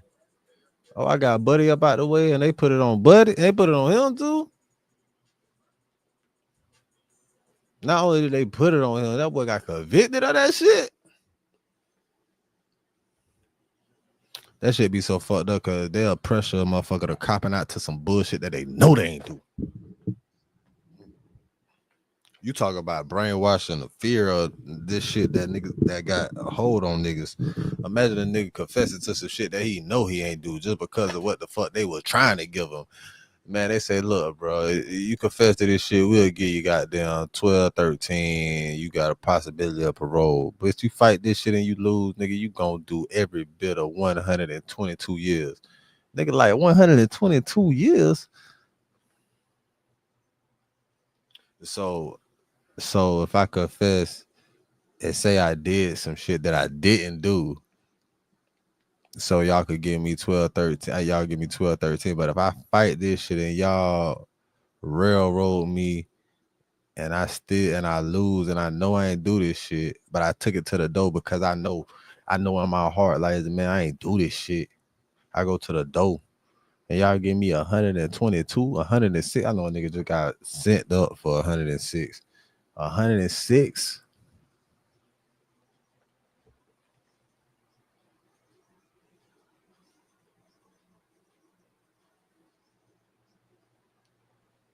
$106, bro. That's why niggas be motherfucking copping out and saying shit like and confessing this shit. They ain't have shit to do with nothing. And ignorant ass people be on here like, well, why would you cop out to a plea if you didn't do it? Why would you plead this if you didn't have anything to do with it? Bitch, you don't know shit about the system. If you're not a nigga in America, shut the fuck up. If you got white privilege, shut the fuck up. You don't know shit about this motherfucking shit, how it really go. If you ain't never had bitches lie on you, try to plant you or put you in some fucked up positions, you ain't even did shit to nobody. Shut the fuck up. The fuck is you talking about? I hate when people be saying stupid shit like that. Like, well, why didn't he just comply? What the fuck you mean? Human being with rights, bitch. Ain't gotta comply to shit. Fuck you mean just comply? Just be a fucking slave. Just be a bitch made ass nigga. Just let people control you because of they say they supposed to be somebody of an authority figure. Shut the fuck up. Bitches be ignorant as fuck. You stand for some. If you don't stand for something, you're gonna fall for anything. If you can't find something to live for, you need to find something to die for, bitch. If you ain't gonna find nothing to die for, just live your motherfucking life in fear, bitch. If you're gonna be scared. And just put up with all the bullshit they give you, nigga. That's it. Shit, what the fuck? That shit be blowing me though. Nigga get 100 years. A nigga get 100 years for some bullshit because of a bitch lied on them.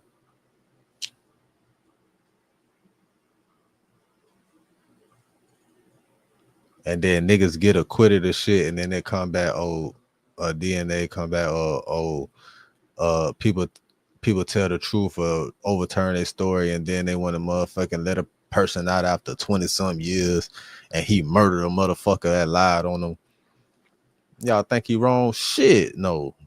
He done already did that time for the fuck shit that it, bitch, what? Let him stay free. He done murdered the bitch after lying on him and he got free. Y'all bitch ass, y'all shouldn't, the fuck? Bitch shouldn't have been lying. I ain't saying bitch should have killed the bitch, but I understand. How you can have any negative feelings towards a man who is dedicating his whole life in an attempt to find information which can better the health and lifespan of human beings. Also, none of the content is behind a paywall. Everything Blueprint does is on his website. He constantly tweets about how new experiments are going, and he publishes videos on YouTube showing behind the scenes. Brian does handle the hate very well though, and he expects it, as most people throughout history who have had a truly original idea have faced backlash. This is why he calls himself Zero. Zeros, by definition, cannot be defined and are hard to imagine, exactly like immortality. Which means it's finally time to answer the question, can Blueprint work? Can you live forever?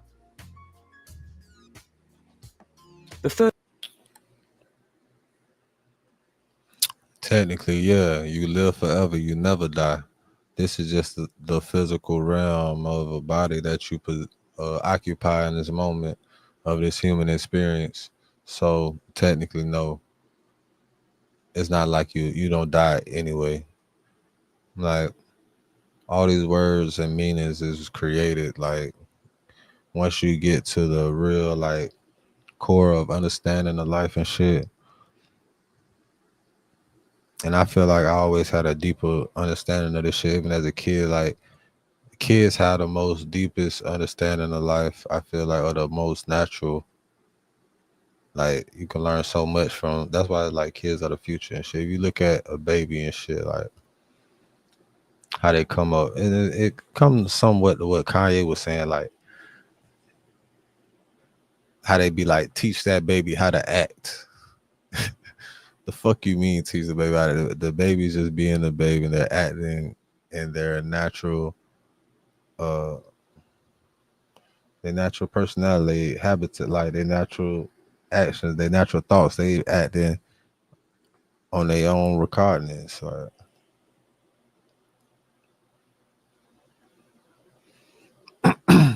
but when you start teaching the baby how to act, you're conforming them to society and how society actually wants them to behave. And who's to say that's the right fucking way to behave in the first place? Because society brainwashed somebody into believing some bullshit because the government brainwash your motherfucking children's mother into believing some bullshit and putting that on them. Steering the education a whole nother way, talking about milk does a body good and all that bullshit, right? But milk actually was fucking niggas up. The whole breakfast campaign was actually made Americans fatter, like more fucked up. It's the reason a lot of bitches overweight, obese out here and on the verge of obesity, diabetes, and all this disease and shit. Hypertension. Like, your government, bro. The reason why it's not universal health care, you know, is really mainly because of the racism in America, because they don't want niggas to have universal health care. And they felt like they would always have the money to pay for this shit. But how this shit going on now, it's like,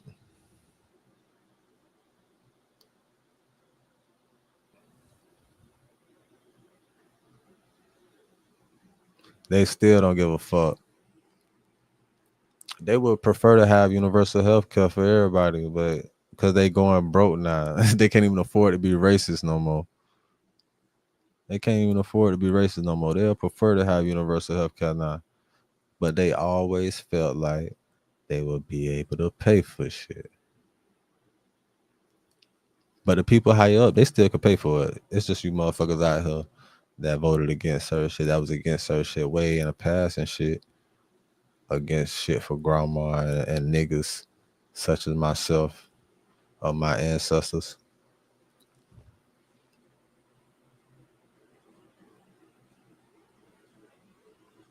I don't even know how I got on that, right? I guess I got on that because we was talking about this, right? We'll see. First thing to get out of the way is that Blueprint has Allegedly clearly world news, improved man. Brian's health and lifespan compared to Slash his prior therapy session, 'cause lifestyle, this turns and would to likely therapy. improve the health of While we're most speaking people about watching therapy. this video. But is it going to make you live forever? The answer is no, probably not. But also, who knows? Biologically, you're gonna die.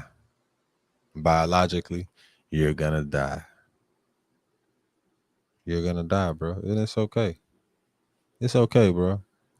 A lot of you motherfuckers be trying to die. A lot of you motherfuckers wish you had the heart to get the fuck up out of here sooner and to do it to yourself. I know. I know you do. But it's okay because this is a game, bro. Try to beat the game. You shouldn't even feel like that. Treat this shit like a game. Try to beat the fucking game. This shit out here trying to kill you anyway. The government trying to kill you anyway. The bitches out here lying on you trying to kill you anyway. Set you up and kill you anyway. Fuck niggas, your fake friends out here hating on you, plotting on you, trying to kill you anyway. Nigga, beat the game. Try to survive and beat the motherfucking game, nigga. Niggas be out here feeling suicidal for some bullshit when, nigga, the world trying to kill you anyway. If you really feel suicidal, just take your ass out in the world and don't defend yourself. I guarantee you'll be dead in under 24 hours. Just take your ass out there in the world and not give a fuck about yourself. Just take your ass out there. Just take your ass out there bullshit, nigga. Take your ass out there in front of a group of cops and pull a knife out. And see if they be like, man, damn, maybe this nigga got some mental problems. Let's goddamn Baker at him. Let's safely take him into custody. Let's see if they be like, let's safely take him into custody and get him some help. Let's see if they do that. Let's see if they shoot the shit out your stupid ass. I'm willing to bet 10 times out of 10 they gonna shoot the shit out your stupid ass. Unless you get a real caring female cop. Humans seem to be engineered to live to a maximum lifespan of around 120. And that's if you treat your body very well, or win the gene lottery, and avoid all major causes of death, such as cancer and heart disease. Most people don't make it past 8. Cancer, heart disease, car accidents, hating ass bitches, hating ass niggas, the poverty rate, poverty areas, shit. Plane crashes, helicopter crashes, shit. Stay away from boats, cruise ships,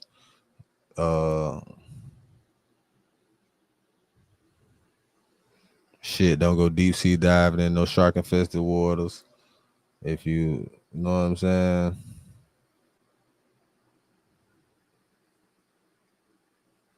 Shit. Don't eat all this poisonous ass food. There's a lot of shit. Yeah, all that. This is a lot more shit. I'm drawing a blank right now. It's getting late. But fuck it, we stream. 80. However, it's not all doom and gloom. There is a popular word in the longevity scene, coined by Aubrey de Grey, called longevity escape velocity. It's a point in the future where medical technology advances at such a rate that it can extend human lifespan for more than a year for each year that passes. So essentially, you don't need to live long enough for a magic pill to arrive which makes you live forever. You just need to live long enough that technology advancements outpace you. There are animals with... Right. That's all they saying, bro. You just gotta goddamn slow down your biological clock, like age. You know what I'm saying? If you really wanna live forever, it's probably gonna be possible to make that shit happen in the next 15 years. When niggas like this, he's definitely on the job. But if it took to take 111 supplements a day to do that, bro, I got a problem taking one a day pills, right? I got a problem taking one a day pills consistently every day. So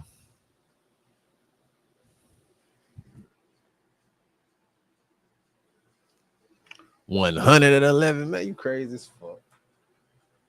That nigga might be putting that bitch in a blender with a smoothie or something.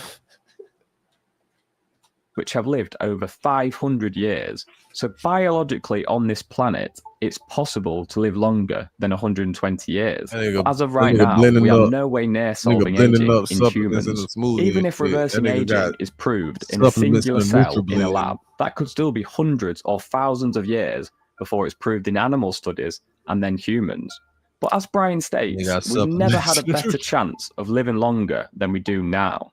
Technology advances in an accelerated way. Think that bit blending up nutrients with the supplements, and they got strawberries, blueberries, apples, bananas, mangoes. And they got all that bullshit blended up with them supplements, and they got oatmeal.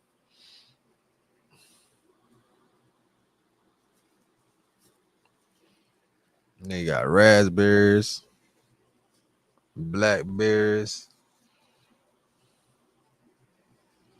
And they got oranges, pears, apricots. They got avocados. They got tomatoes and that. They got everything in that bit blended up with goddamn. of the millions of years of humans without phones. Then the first basic phone popped up in 1876. It then took over 100 years for this chunky $4,000 phone, but then just a little over 20 for the iPhone. When the Wright brothers made their first flight in 1903, do you really think they'd have believed you if you said... Yeah, when the Wright brothers made their first flight.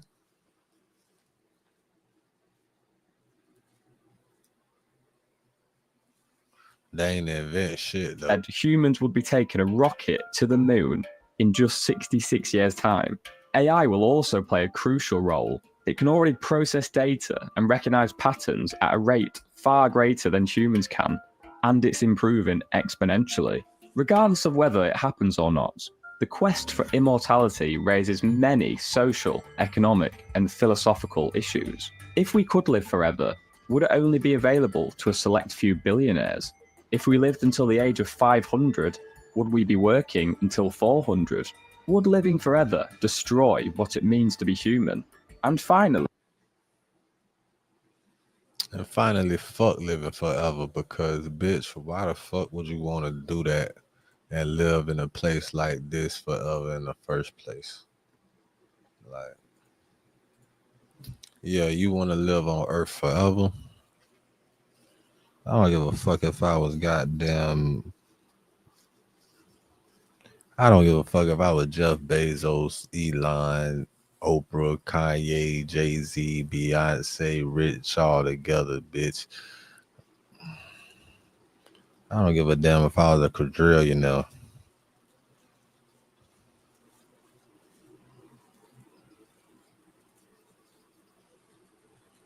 I'm lying. If I was a goddamn quadrillionaire, I could see myself like, yeah.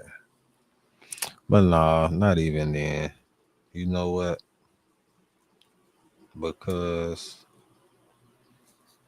I think as soon as, even if I could live forever, right? If my kids couldn't live forever with me and shit like that, I wouldn't want to do that shit. And imagine you being able to do that shit and you could keep your kids alive forever with you and shit, but they don't even want to do that shit. They don't even want to live forever with you. They don't even want to live forever. You be like, damn. So shit, you want to die? Shit, I'm going to die too then. I'm not finna... You know what I'm saying?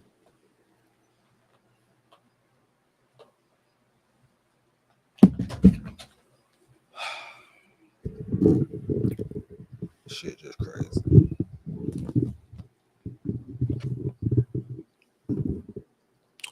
That shit crazy though.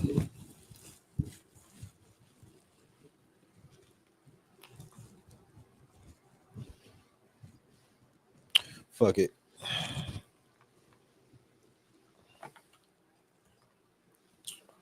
Moving right along on allegedly world news. I don't feel like going to sleep yet, so let's see what the fuck the world. Let's see what's going on around this bitch.